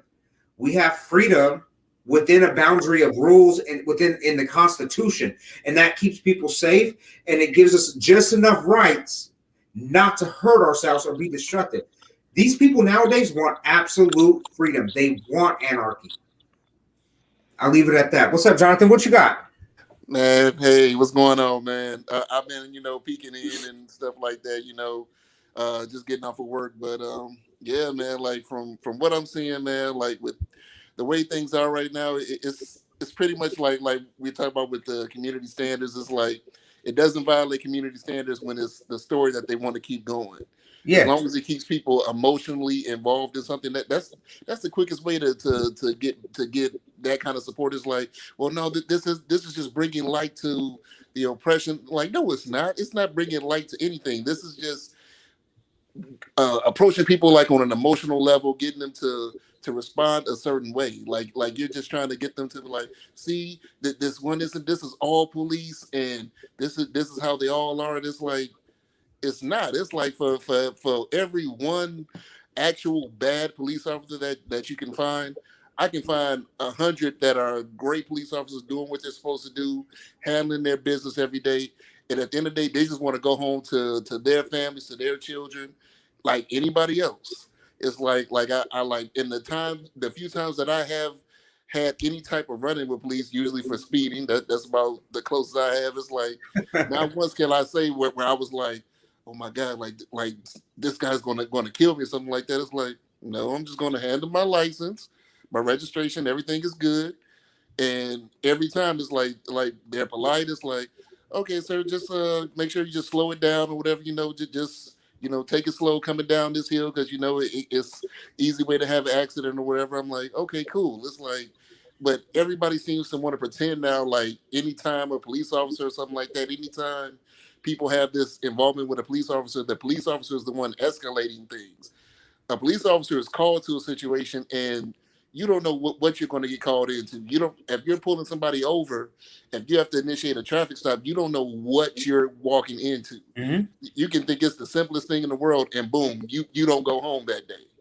It's just over. Somebody has to make that call to your spouse. Somebody has to make that call to your parents, your children, whoever else, and that's the end of it. And it's like the way they're doing this on social media, man. It's like it's really disgusting. It's like anything with the police, any little inkling of anything. Well, it looks like this is wrong. No, it's not. This is how you're supposed to respond to the situation. Like every situation is different. Training is different. If you run into all the scenarios that a police officer runs into, you wouldn't be able to respond the exact same way. Like it can be a situation with earlier they were you guys were showing the video with the woman with the 2 children. It's like everybody who wants to criticize those officers' actions is like, what do you do in that situation then? If you have a better way of doing that, because they're not just thinking about that woman, they have to think about the children that are with her. Mhm. And at the end of the day, they still have to keep in mind that the action that they take, if they decide to shoot, they're responsible for every bullet that leaves their gun. So if whatever happens, if it misses, if it hits somebody else, if it hits one of those children, they're the ones who have to carry the burden of all that. So it's when I look at situations like that, man, like it's people have such a disrespect for law enforcement. It's like, and I understand where it's like, yeah, like there are bad apples. Like I get that, but if you're going to tell me that just every cop out here is just they're out to get people, they're out to hunt me, or like LeBron James says, like we're hunted every day, even though he has security that is law enforcement. I mean, but that's I digress on that. But it's like, come on, man, it's not like that. And a lot of people know it's not like that, but again, you get emotionally involved, you get people on those heartstrings, and it's like they'll go along with whatever. They'll go right over the cliff with everything, and it's sad, but that's the reality we're living in. Hey, my opinion, emotional people are the most predictable people. And they know that we got a lot of emotional people, and it's very predictable. That's why they keep doing the same thing, because they know they're going to keep getting the same reaction. And it's sad.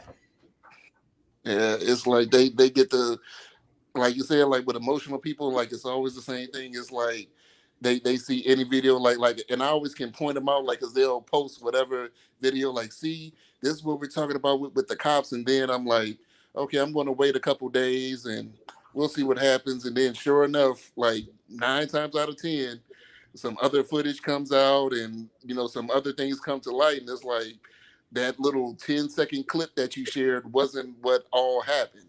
It's like a whole backstory behind it. It's some whole other stuff that's going on, and now it's like those same people, like I'll see some of them, they'll delete that story, or they'll whatever, they act like they didn't say it. Like just a minute ago, you were talking about like all these police, they need to be fired, or the police department needs to be defunded, or whatever else needs to happen. But now all of a sudden, once the facts of the matter come out, now it's like you just want to pretend like you didn't say all of that. Like that's like emotional people do stuff like that. It's like you react so quickly to a situation instead of like, you know what, I'm going to wait. I'm going to see what this situation is. If it's that the officer did actually do something wrong, okay, then that officer needs to be held accountable, and they have to do whatever they have to do to handle that situation.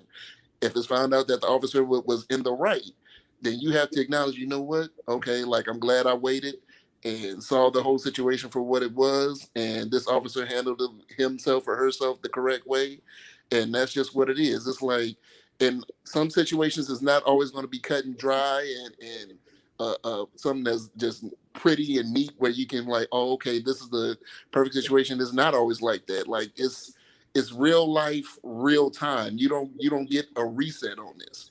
It's like everything is happening. Like people look at a situation with a police officer and they're acting like they have like hours and minutes to decide something, like when it's literal seconds. You have seconds to make a decision that can change your life and another person's life just that quickly. You have seconds to do it in. And most people that complain about it, they would never sign up to be in that position to have to make that decision in those seconds. No, hey, and you brought up a good point. Like people don't understand what they go, like what police officers or your county sheriff, whoever goes through, and they always think big cities, right? So in California, we got Modesto, and somebody, you can fact check me. I'm going to be a little off. I can't remember exactly where it was, but they were heading out of town. Modesto is one of the larger cities, and this was a county sheriff, and he had stopped somebody early in the morning, I believe it was, and this was a few years back. And you would think that this is out in the country. We got a lot of country out here, a lot of farmland that you would think if you were passing through the Central Valley and you looked at most of what we have here, you would think that, these are just some little hillbilly farm towns. And then, but unless you get into these cities, then you realize like, hey, we have these little cities, but these dudes get down. We got real drug dealers out here, out in the middle of nowhere with crystal meth labs, or, it's not always the big cities. And this dude did a traffic stop, and he walked up and he died. That's all he ever seen. He got to the window, and the dude put one in him and took off. And to me, like when I heard that, I was like, that's sad. All he it would have been a simple traffic stop.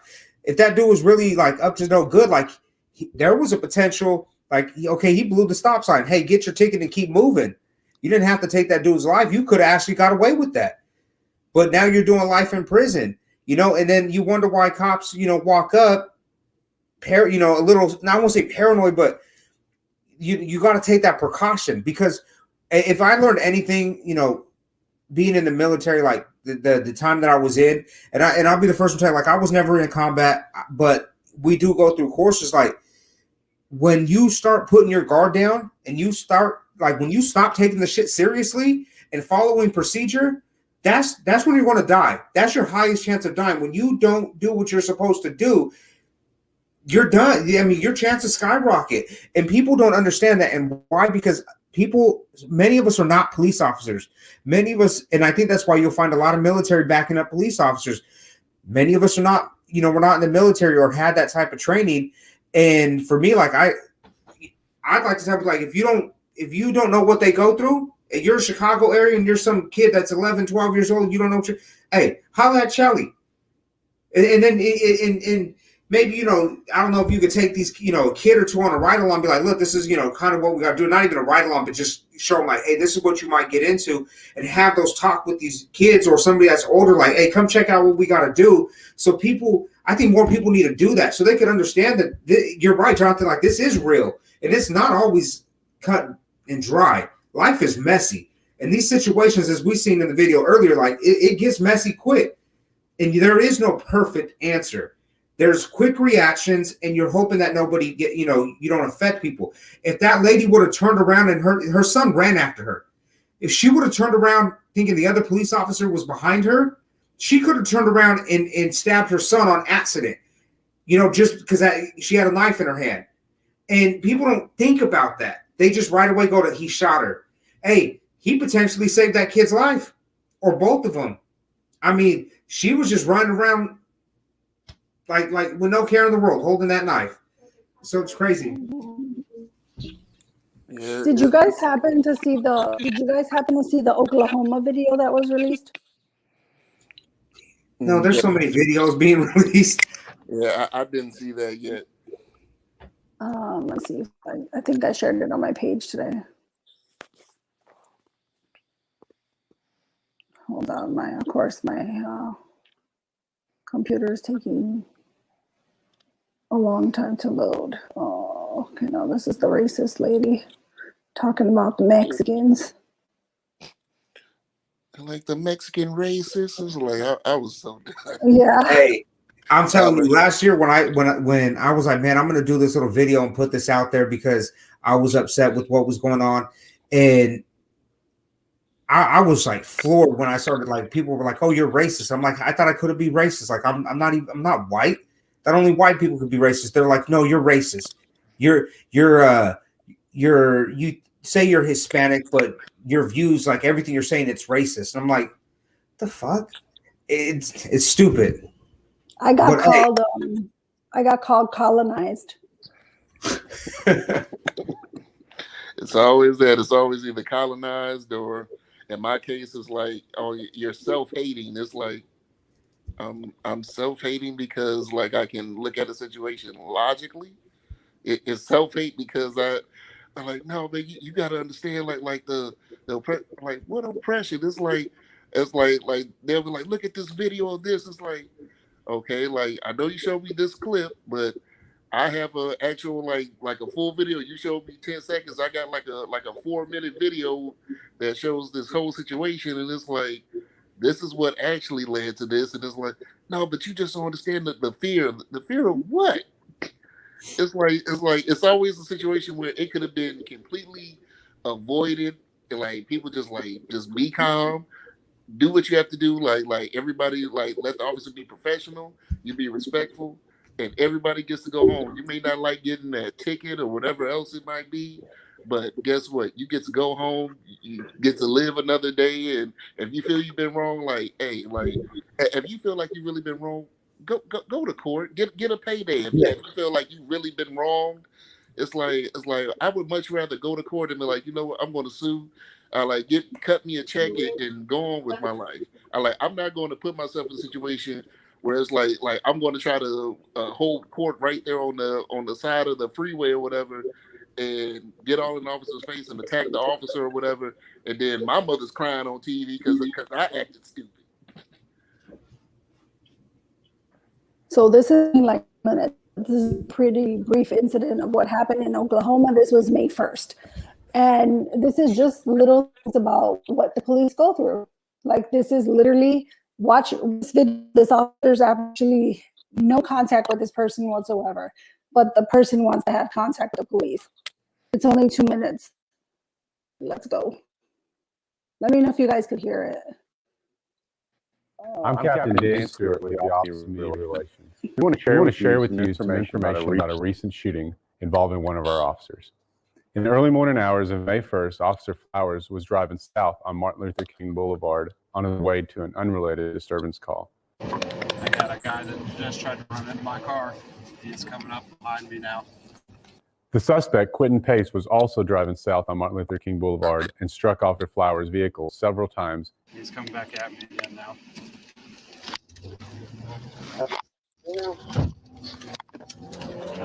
Yeah, he just hit my car. It's taking off northbound again. Looks like it's going to flip around again. Both vehicles were disabled at Northeast 52nd Street.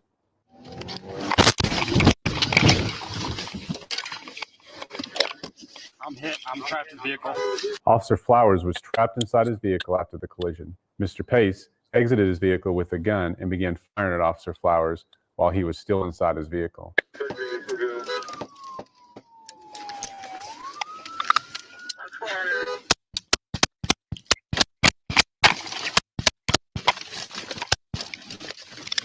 Officer Flowers fired his rifle through the patrol car's windshield and driver's side window, striking Mr. Pace and stopping his actions. Shortly thereafter, a responding officer was able to place Mr. Pace in custody. Yeah, I got some minor cuts, but I think I'm okay. Officer Flowers was taken to a local hospital to be treated for minor injuries he sustained during the collision. Mr. Pace was also transported to a local hospital where he received treatment for non-life-threatening injuries. Mr. Pace was booked into the Oklahoma County Detention Center. This investigation is in the early stages and will take time to complete.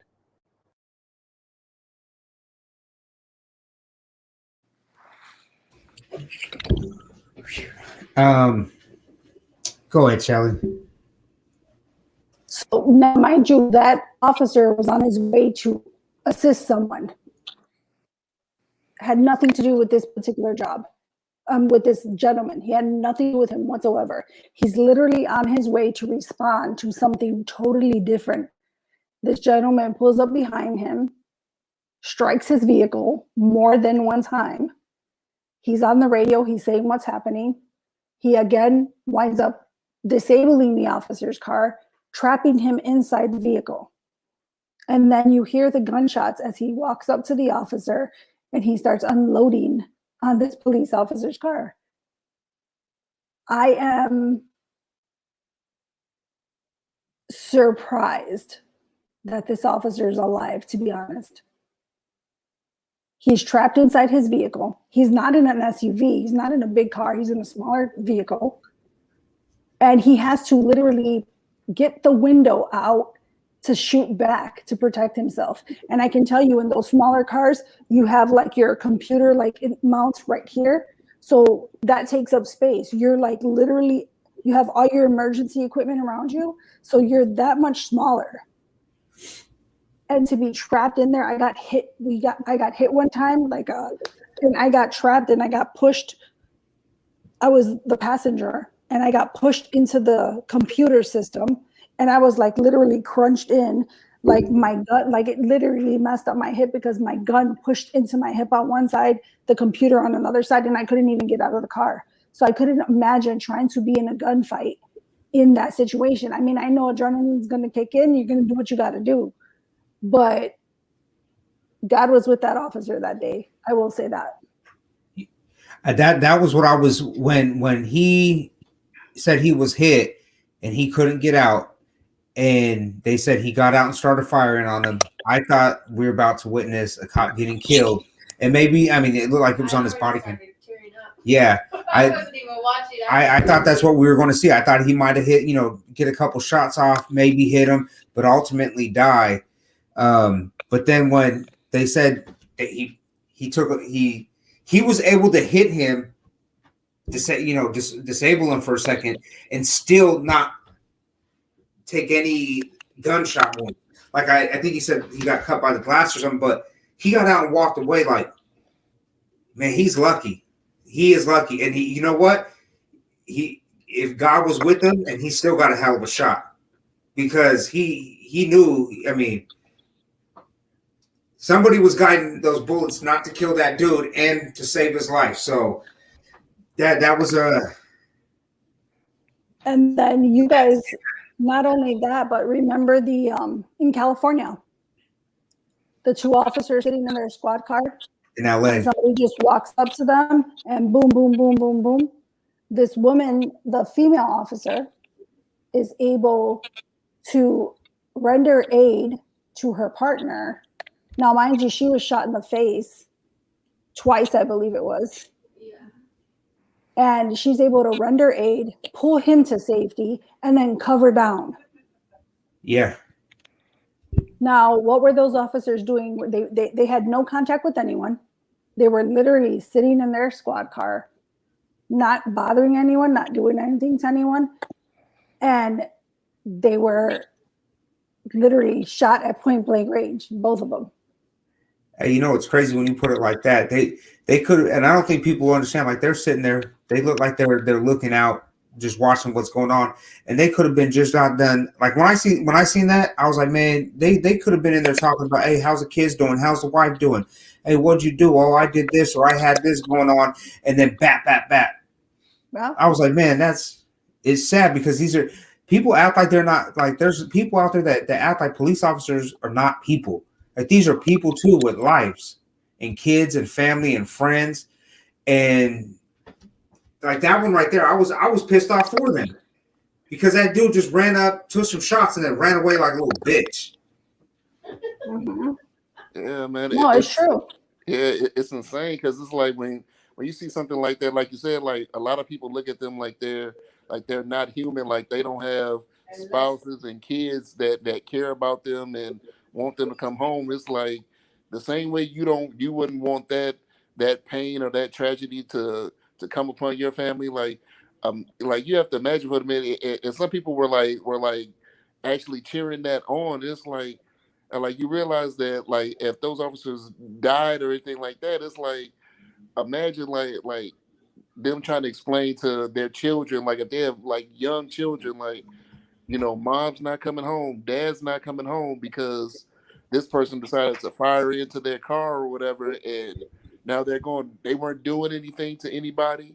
They were doing their job like they had been doing, and now because somebody wanted to do whatever thought they had in their mind, like they decided to go after them and take their lives. It's like now what? Now this child has to grow up without their parent, or this person has to go without their spouse, all because of somebody else's like ridiculous actions. It's like, and people are like, well, it's part of the job. Like if you're scared, like you shouldn't be in that field or whatever. It's like you have to have some amount of fear and awareness in this job. Like if you go into a job like that, you don't have any fear or awareness at all. Like I'm more concerned about you at that point. Like if you don't have some type of fear and awareness, because if you don't have that, you let your guard down, it's over with. It's over for you. If you have your partner with you, your lack of awareness or paying attention to the situation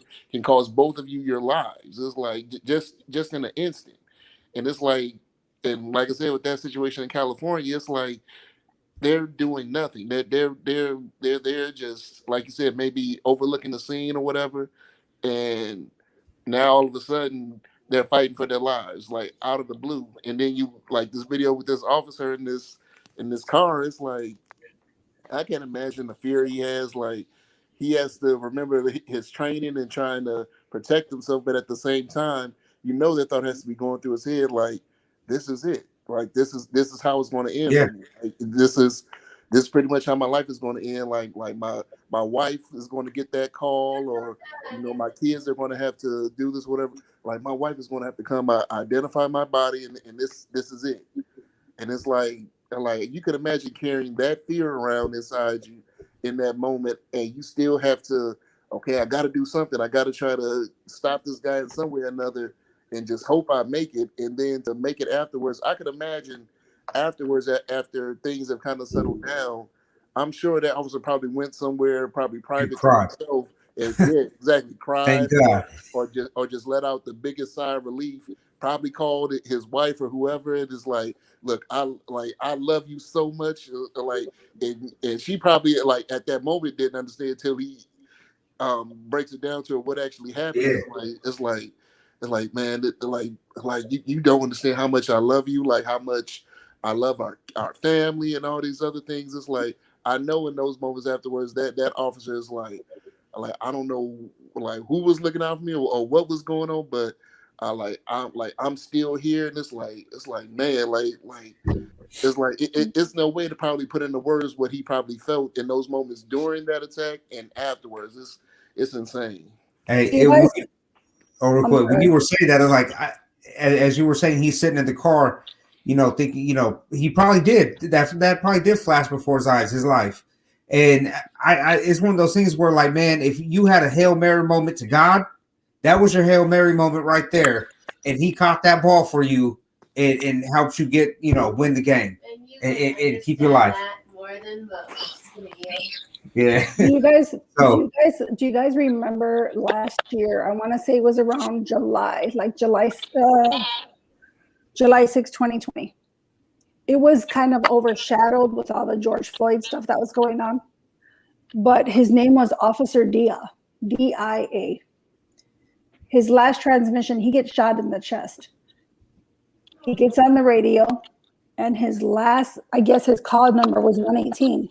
His last radio transmission, they played this, was tell my family I love them.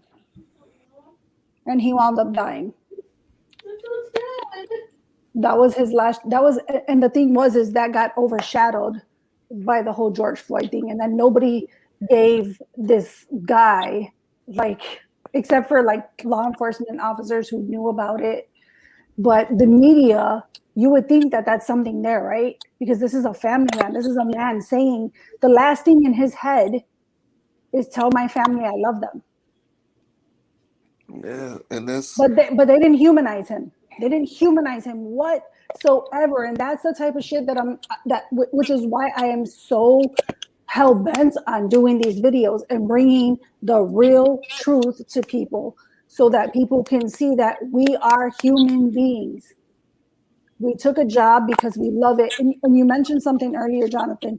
You said you have to have some sort of fear. And I can tell you just for myself, my husband and I were discussing this the other day. And I said to him, hey, let me ask you a question. I said, have you ever been afraid? Responding to a job, going into a dark basement before you have backup, open door, anything like that. Have you ever been afraid? And he said to me, no, never. And I understood exactly what he meant, because people, that's like something people ask you all the time. Like, have you ever been afraid? And now, mind you, I worked midnights 18 years of my 24-year career. So you're always going in somewhere dark. So you always have, and then you have one hand with your flashlight. So now you're one less hand. But I thought to myself, I like when he said that, I said, you know what? I literally got that, because not one day in my life have I ever been afraid walking into a dark basement, walking into a broken apartment with an open door, walking into a building that, or a school that they thought was getting burglarized. And I don't think it's complacency.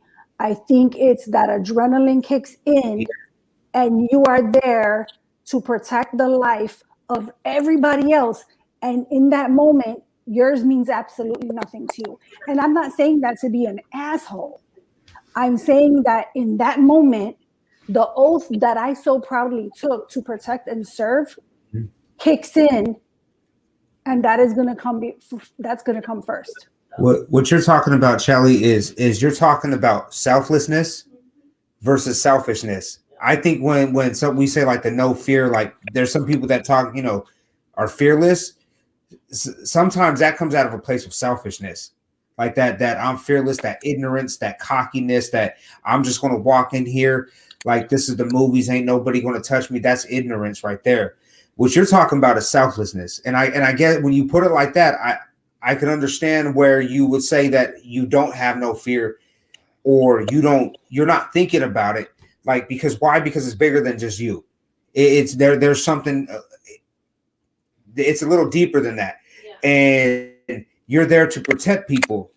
It's not a selfishness thing. So when you go in there, you have a job to do, and you're going to do it. So in that sense, yeah, I when you put it like that, I can see where you're coming from, and I don't think a lot of people could do what you guys do. A lot of people can't. That selflessness thing, especially, that's the ultimate sacrifice. And for those people that make the ultimate sacrifice, I think those should be the people we hold up. Like, I don't think we should be holding up George Floyd. Like, when I see Nancy Pelosi talking about him like he was Jesus Christ, George Floyd, Jesus Christ, thank God sent you here for all that. That's bullshit. I can't stand that lady. But somebody like you and Ricky and my friends, that are out there protecting and serving our nation at home, that selflessness, like, that's what needs to be propped up. More people need to see good things like that. Well, like for me, I'm like this officer, right? And it just happened to pop into my mind when you guys were like talking. And I thought, you know what? Like, it kind of slipped my mind, because so many officers have been getting hurt. So many officers have been dying in the line of duty, that it's becoming just like a normal thing. So it gets bypassed by the media because they can't, push that narrative out there. So it was something one of you guys said, or both of you, that triggered like, wait a second. I remember this officer literally was his last radio transmission. That was the last thing he said. And he wound up dying and succumbing to his gunshot when he was shot in the chest or something, or it went right under his vest or something like to that. But I thought, did they put him on a pedestal? Did they say he made the ultimate sacrifice? Did they create funds for his children to go to college? No. But yet they promoted George Floyd. And now, again, I'm not saying that I think that what that officer did was appropriate. In no way am I saying that. I want to make that very clear. I am not saying that I agree with what his actions were. But what happened in his town, there were certain things he was allowed or trained to do. Okay. But again, I'm not saying that what he did was right. I am not defending his actions whatsoever. What I am saying is that this officer literally gave the ultimate sacrifice. The ultimate sacrifice. He gave up his life. His children gave up their father. His wife gave up her husband. And guess what? Nobody talked about him. Nobody.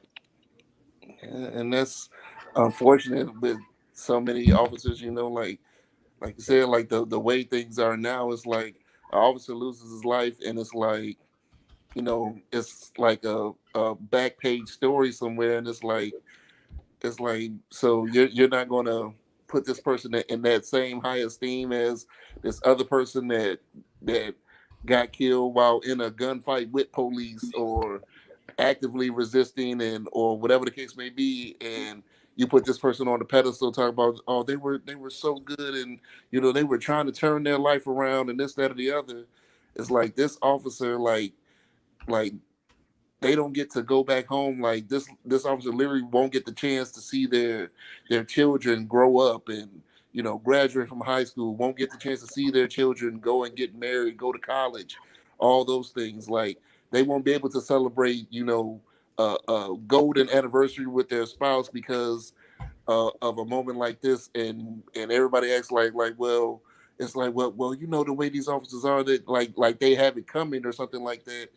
It's like this, people don't understand like how, and I'm trying to put a word to it. I guess the best thing I come up with is it's like it's inhumane to even look at somebody like that, like just to downplay like their sacrifice and what they've done to try to help make their communities more secure and all these things, to the point where they have to give up their life and it's not even given a thought. It's just like, okay, yeah, this officer died, and by the way, police officers, they're killing in droves and they're doing this, that, or the other, and they killed this person that was actively resisting and committing all other kind of crimes, and it's like it's enough to make you to just make you just angry, just want to punch something, because it's like, you know, the truth of the matter, but you know that so many aren't hearing that. They're just hearing what every media outlet is putting in front of them, and then what you see on social media from friends and social media influencers and things like that, and they're just going along with that narrative. And it's like these officers who sacrifice so much to make our lives that much more secure in ways that we don't even think about. Like it's certain things that they have to do throughout a shift. Like it may be something that they do early on in the shift that may prevent some other crimes from happening later on, whatever the case may be. But it's like people don't think like that. They think an officer is just this robot, and that they're just supposed to be this one thing, and that they don't have any feelings, they don't have families, they can't make any type of mistake. They're just these people that are here that for us to complain about, and we don't have to honor their sacrifice in any way. We don't have to give them any kind of due respect. It's sad, but it's the world we're living in 2021, and it is really more about just telling a story. That's what it's literally about. It's not about telling a story, it's about selling a story now. It's like, if we can sell this, we're going to sell it. Police brutality, we're going to sell it. We're going to make everybody feel fearful of this. As long as we keep this going, we're going to sell that. And it's just really sad to see in 2021 this is where we're at. And I think like what the saddest part of this whole thing is, right? Like all of us will always remember George Floyd's name, correct? Yep. The world will remember George Floyd. Don't you misspeak his name. You messed up. That's George Jesus Christ Floyd. Oh. Nancy Pelosi would be upset with you right now. It's like he gave his life for justice. He gave his life. And it's terrible, and I'm not trying to joke about it, but when she said that, I was like, no, you didn't. No, you didn't. Yeah. You put him on the same level. Like he carried a cross, and he knew what he was sacrificing himself for. Well, right. You're absolutely right. Like he put himself on the cross and he sacrificed. Thank you for sacrificing your life. But the saddest thing to me is that the officer that I just talked to you guys about, nobody will remember his name except his children and his coworkers. That's so sad. That is the saddest fucking thing if you really think about it. And right now I'm like stopping and I'm actually reflecting on that, and I'm thinking that is fucking sad. Yeah, it really is. It's And, like and you know what? Here's another thing. So it's May, right? We have we usually do, it's called a Run to Remember. So every year where we recognize all our fallen heroes from Chicago. So it's a St. Jude's parade. It's to recognize all the fallen. So they do it down by the lake, and then they have literally, they look like stop signs, not stop signs, I'm sorry, like those one-way signs. And then as you're doing this run to save money for the Golden Families, they're called Golden Families. So as you're doing this run, there's literally a picture of each officer that has given their life in the line of duty. And we do it every year. There's a whole parade. There's like a march. You're in full dress blues. It is the dopest thing you've ever seen, to be honest. Well, guess what? It was canceled because of COVID last year. It's canceled because of COVID this year. But yet, to honor all these people who literally gave the ultimate sacrifices and were true fucking heroes, you canceled that, but you let fucking Black Lives Matter walk all up and down fucking Chicago last year. It is disgusting to me. Make it make sense. Make it make sense. Yeah, I can't make that make sense for you. It's just, it's crazy. Somebody posted real quick. We're not even going to acknowledge the dude today. He could go ahead and troll in the comments, dude. I'll tell you what, I'm not the one. I'm not going to pay you no mind. This is about the only thing you're going to get from me. If you want to jump on and talk, you can. Don't pay attention to that dude. If he doesn't I didn't up, even notice him. No, I just started seeing the comments come in because here's the thing. However you say your name in the comments, answer me this. Are you one of those people that think all police officers, because that's the topic since you just jumped on, do you think all police officers are horrible people? Answer me that, and I might answer you back. But up until then, like, dude, get out of here. Anyways, it's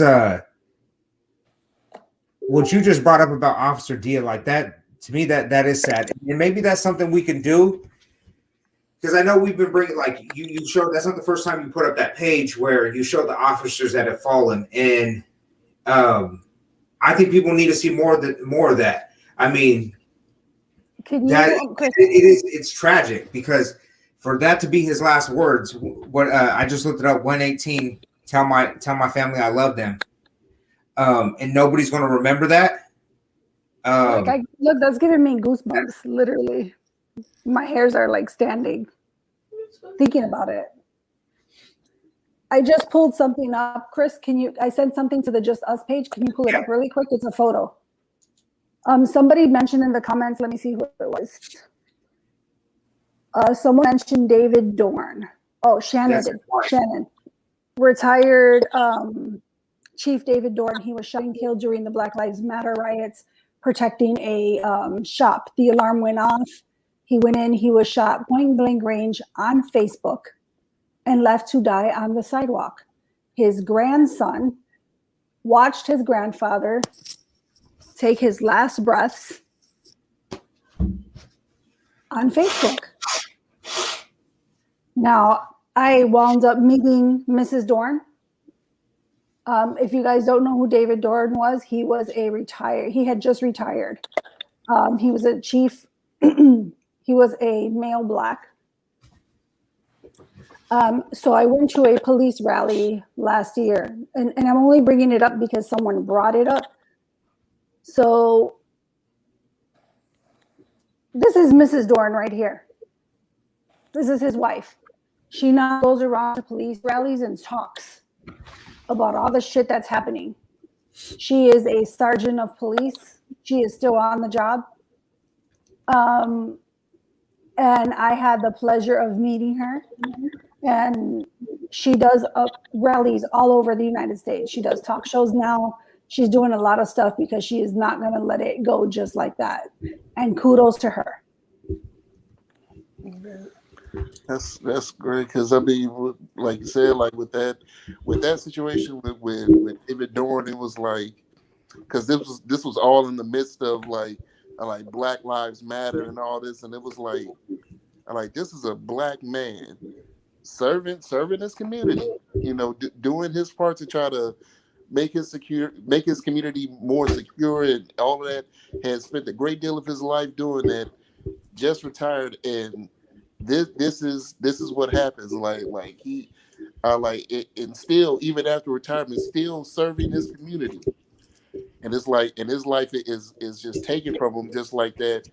And people don't even bat an eye about it. They're just like, it's just something to see on social media. It's like, this is a man like dying. Like this is one of those black lives that we're supposed to care so much about. It's like, and you're just watching him die like right there on this. And people were like, well, he shouldn't have been out there like and all of this or whatever. It's like, I'm like, really?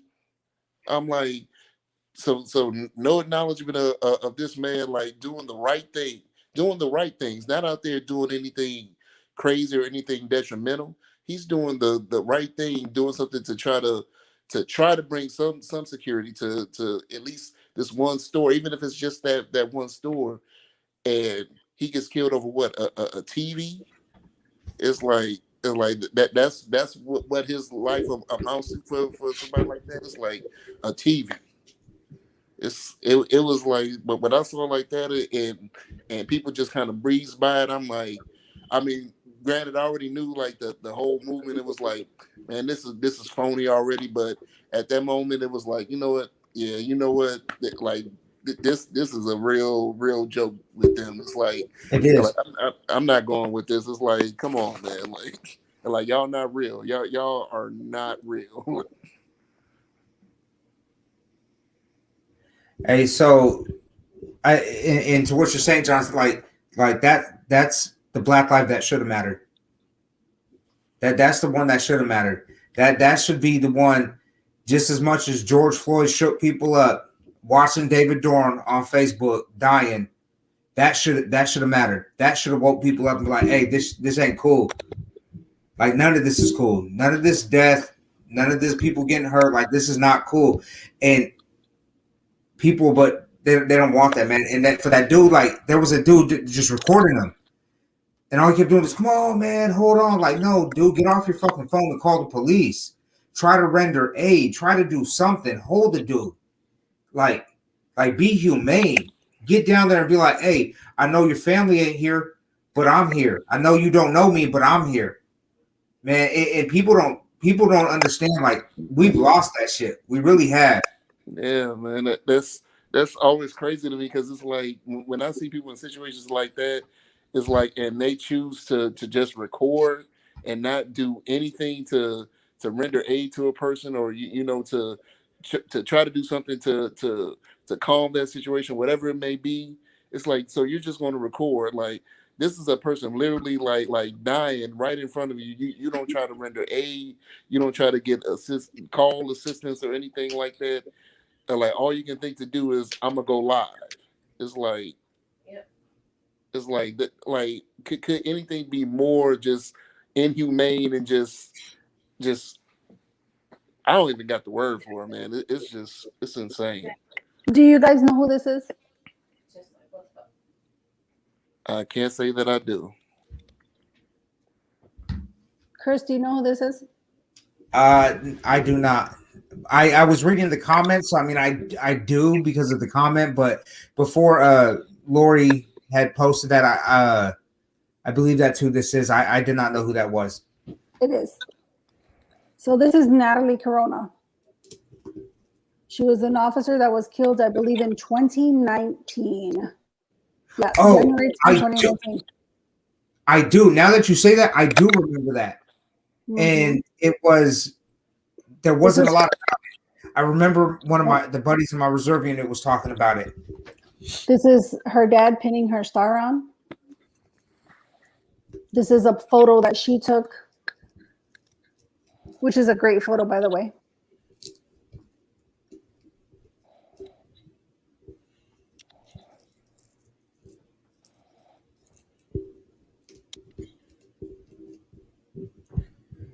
This is her and her parents.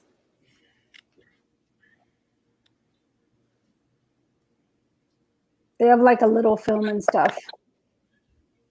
But these are the names that we should all know. Because they were true heroes. She was a true hero, and she died sacrificing her life for others. Yeah, and it's, but you know, like always, it's She like, was. oh, I'm go ahead, sorry. Joanne, sorry. When she died in 2019. So what is that? 2 years ago, right? Yeah. She would have been 25 in July. She died when she was 23 years old. 23 years old, and her life came to an end at the hands of some asshole.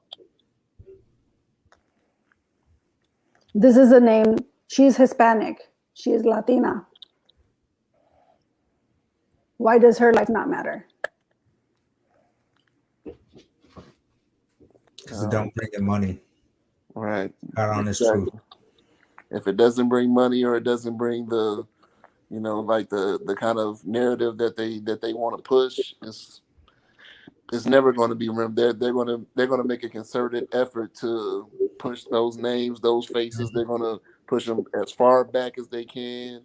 The only way those people get remembered is like pretty much like with you, Shelly, like bringing those photos back up, and you know, bringing those stories to the light. And it's like, otherwise people would have no clue. Like I said, like I didn't even know about her at all. Like I had no clue about it. And it's like, I can imagine how many more I don't know, because they do not talk about it at all. Like they just, you may hear of one if it's a real sensationalized story, and they just want to make this one story this one time, but it's like you really don't hear about a lot of those things. It's like you may hear about it like some. It's been some instances where I've heard about stuff like even with this, like it's a year or two later. It's like what, when did that happen? It's like, oh yeah, it was a big thing. Like, 5 officers got ambushed here, and they got all but one of them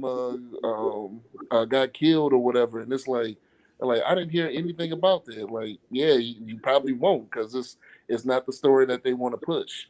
It's like, but when it's a situation where, you know, somebody's like, well, this officer shot this person, they could have tasered them, they could have shot them in the leg, they could have did this, and then you see the footage, it's like, no, they made the right decision, they did what they had to do. It's like, but that's, again, it's the narrative they want to push. They want to make it seem like no matter what the officer does, it's like it's they're on the wrong end of everything, and you know, nobody thinks about those officers and their lives, and how many of them have lost their lives in situations where they're trying to do the right thing. They're trying to protect somebody else, or they're trying to stop a crime from being committed, and they lose their life doing the right thing, just doing the right thing, doing their job as police officers, and doing pretty much their job as human beings. We all should want to intervene wherever we can if a situation where something bad happening, if we have the ability to stop that situation, like we should. It's like, and they're out there doing it every day. That's their job, to keep the bad stuff from coming to our door. That's literally their job every day, to keep all that bad stuff from coming to our door, to our families, even though it may cost them never seeing their family again. So yeah, you know what? That just gave me an idea. I was thinking, like, because remember earlier, Chris, I was saying I'm gonna do probably like one of those. I'll put like comments, and I'll post something like just another day in Chicago, and post like all the shit that's happening. But I think we should start looking into dedicating like a show to true heroes, to the real heroes. Yeah. And put something together. And dedicate to the real heroes, so that people can remember names like Officer Dia and Natalie Corona and David Dorn and my good friend I had an academy buddy, that was killed 2 years on the job. His name was Michael Ciriali. Shot and killed in the projects. So I think we should do it. I'm with it. I think that'll be good. Yeah, sounds like a good idea. Definitely. Yeah. But anyways, on that note, it's just to show you guys that police are real people. They are just people who decided to take a job. People like me who I just wanted to make a difference. I wanted to put my money where my mouth was. And I didn't want to sit there and bitch and complain and not do anything. So I decided to sign up and do something about it. And here I am 24 years later, still doing it and giving it every little bit I got. And I will not allow the naysayers and the negative Nancys to take away the joy that I get from helping people on their worst day. I refuse to let people steal my joy, period. And there are tons of people that are just like me. I wish that people just could. Chris knows tons of people that are police officers. And I'm sure we all have had some sort of encounter with police officers. And you have to remember that they're regular people. Remember, just regular people, right? People that are not police officers, they deal with death in their families. They deal with sickness in their families. They deal with alcoholism. They deal with drug abuse. They deal with all kinds of things, right? Just work issues, family issues. Now, mind you, police officers are dealing with all the things that we normally deal with, and then watching everybody else's family go through death, go through their worst days. So not only are they carrying their own luggage or their own baggage, now they're carrying everybody else's baggage. And I'm not saying that to feel sorry for anybody. You don't have to feel sorry for them. I'm just saying it to be a human being. Like, have some consideration that they're not all out here trying to kill people. They got their own shit going on. And I think the last thing that they want is to have more shit compiled on top of that. That's all I'm saying. I'm trying to give you a reason to think. That's it. Look at the bigger picture. Don't always believe the one that they paint for you. Know what you're talking about before you speak on it, before you spread that hate. I always said I don't talk about police investigations until I see the videos for myself. Because they're going to show you bits and clips, but until I see it from beginning to end, I will not comment on it. So the only thing I'm asking is for you guys to start looking at the stuff that we show you. Look it up for yourself, research for yourself. But there are true heroes out there, and they are sacrificing their lives to provide a blanket of protection for you and your family each and every day.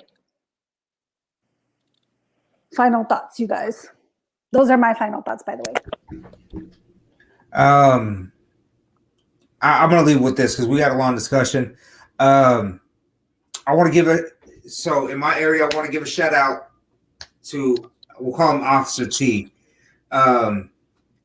He's not necessarily an officer. He works for the county, but we'll call him Officer T because I didn't tell him I was going to do this, and I don't know. I don't want to put it out there, his whole name and where he works, but a couple years ago, and this is my point to this. I want people to see that police officers, sheriffs, and other people that are in the police, that type of field, they're human too, and they feel and they have emotions. My grandpa got hit by head on. The young girl passed on the scene. When Officer T showed up, he checked her. He knew she wasn't with us anymore. And then he went to check my grandfather. He was upset because he called it in and they went to the girl first, even though he said she was gone. And he fought. He had to yell at the paramedics and the other guys on scene to make their way towards my grandfather. if it wasn't for him taking those steps in that moment and speaking up, we wouldn't have had a chance to say goodbye to him. He gave us another 30 days. My grandfather was on life support. When he showed up to the hospital, it's a small world, and I'm gonna get a little. When he showed up to the hospital, I forgot that my son's friend was in law enforcement. When he walked in the room to tell us what happened, my son's friend, his father was, my son's friend, his friend's father was in law enforcement. So when Officer T showed up to tell us what happened, he looked over and we recognized each other. And I was like, man, I know this guy. He looks like my son's friend. And then I remembered, that's right. We had a conversation outside my house. And as soon as he seen me, he went from being composed to the emotion hit because it was close to home. And since then, I keep in contact with them. My family is very grateful for him. Even after everything was done, still reached out, still called us, still made sure everything was good. And I think one of the best moment in the show that, if you guys can understand that, they're real people, they feel at the funeral when I was walking out to see him in the back waiting to give us, to shake our hands and give us a hug. Like he went out of his way to do that because it meant something to him, because he had met my family. We knew each other. We were neighbors. He's a hell of a dude for that. And I love him for that. And I told him if he ever needed me, I'd be there for him. If I could ever return the favor and just the slightest amount, I would, because he's a good dude. And I want people to see more people like him. I really do. And I'll leave it with that. I guess I'll leave it with just a reminder for people is when you look at situations with police, look at it logically, don't look at it emotionally. And at the same time, learn to see police officers in the same way you want those officers to see you, as human. I like that. That's really it. I like see them the same way you would want them, the same way you would want them to see you. See them that same way, human. Just like you have the same issues, same problems, and both have the same goal of wanting to go home to their family at the end of the day. So, like I said again, think logically, don't think emotionally about it. Take all those emotions out of it. See a situation for what it actually is and not what they tell you it is. Because if you allow somebody to always tell you the situation, you're always going to be either misinformed or uninformed about the situation. So that's all. I'm just going to leave it at that. So on that note, I think that was a mic drop. Thank you guys for watching. I appreciate you guys. Chris appreciates you. Jonathan, thank you for joining us again. We appreciate all the input. We are definitely going to start a little something where we're going to start honoring officers, and we're going to start showing you guys real heroes, giving you a little bit of their input and their stories, and letting you know exactly what happened to them so that you can remember them, because those are the people that we should be honoring, because they did make the ultimate sacrifice. So that being said, thank you guys for watching. Please don't forget to like and share this video. If you have not subscribed to our YouTube channel, it is in the Facebook comments. Please like and subscribe to our YouTube channel. We would greatly, greatly appreciate it. And I will say that Chris, John, Tisha, and I will be coming out with our first shirt very, very soon. So get ready for it. Anyways, on that note, I will talk to you guys in a couple days. Have a great night. See you.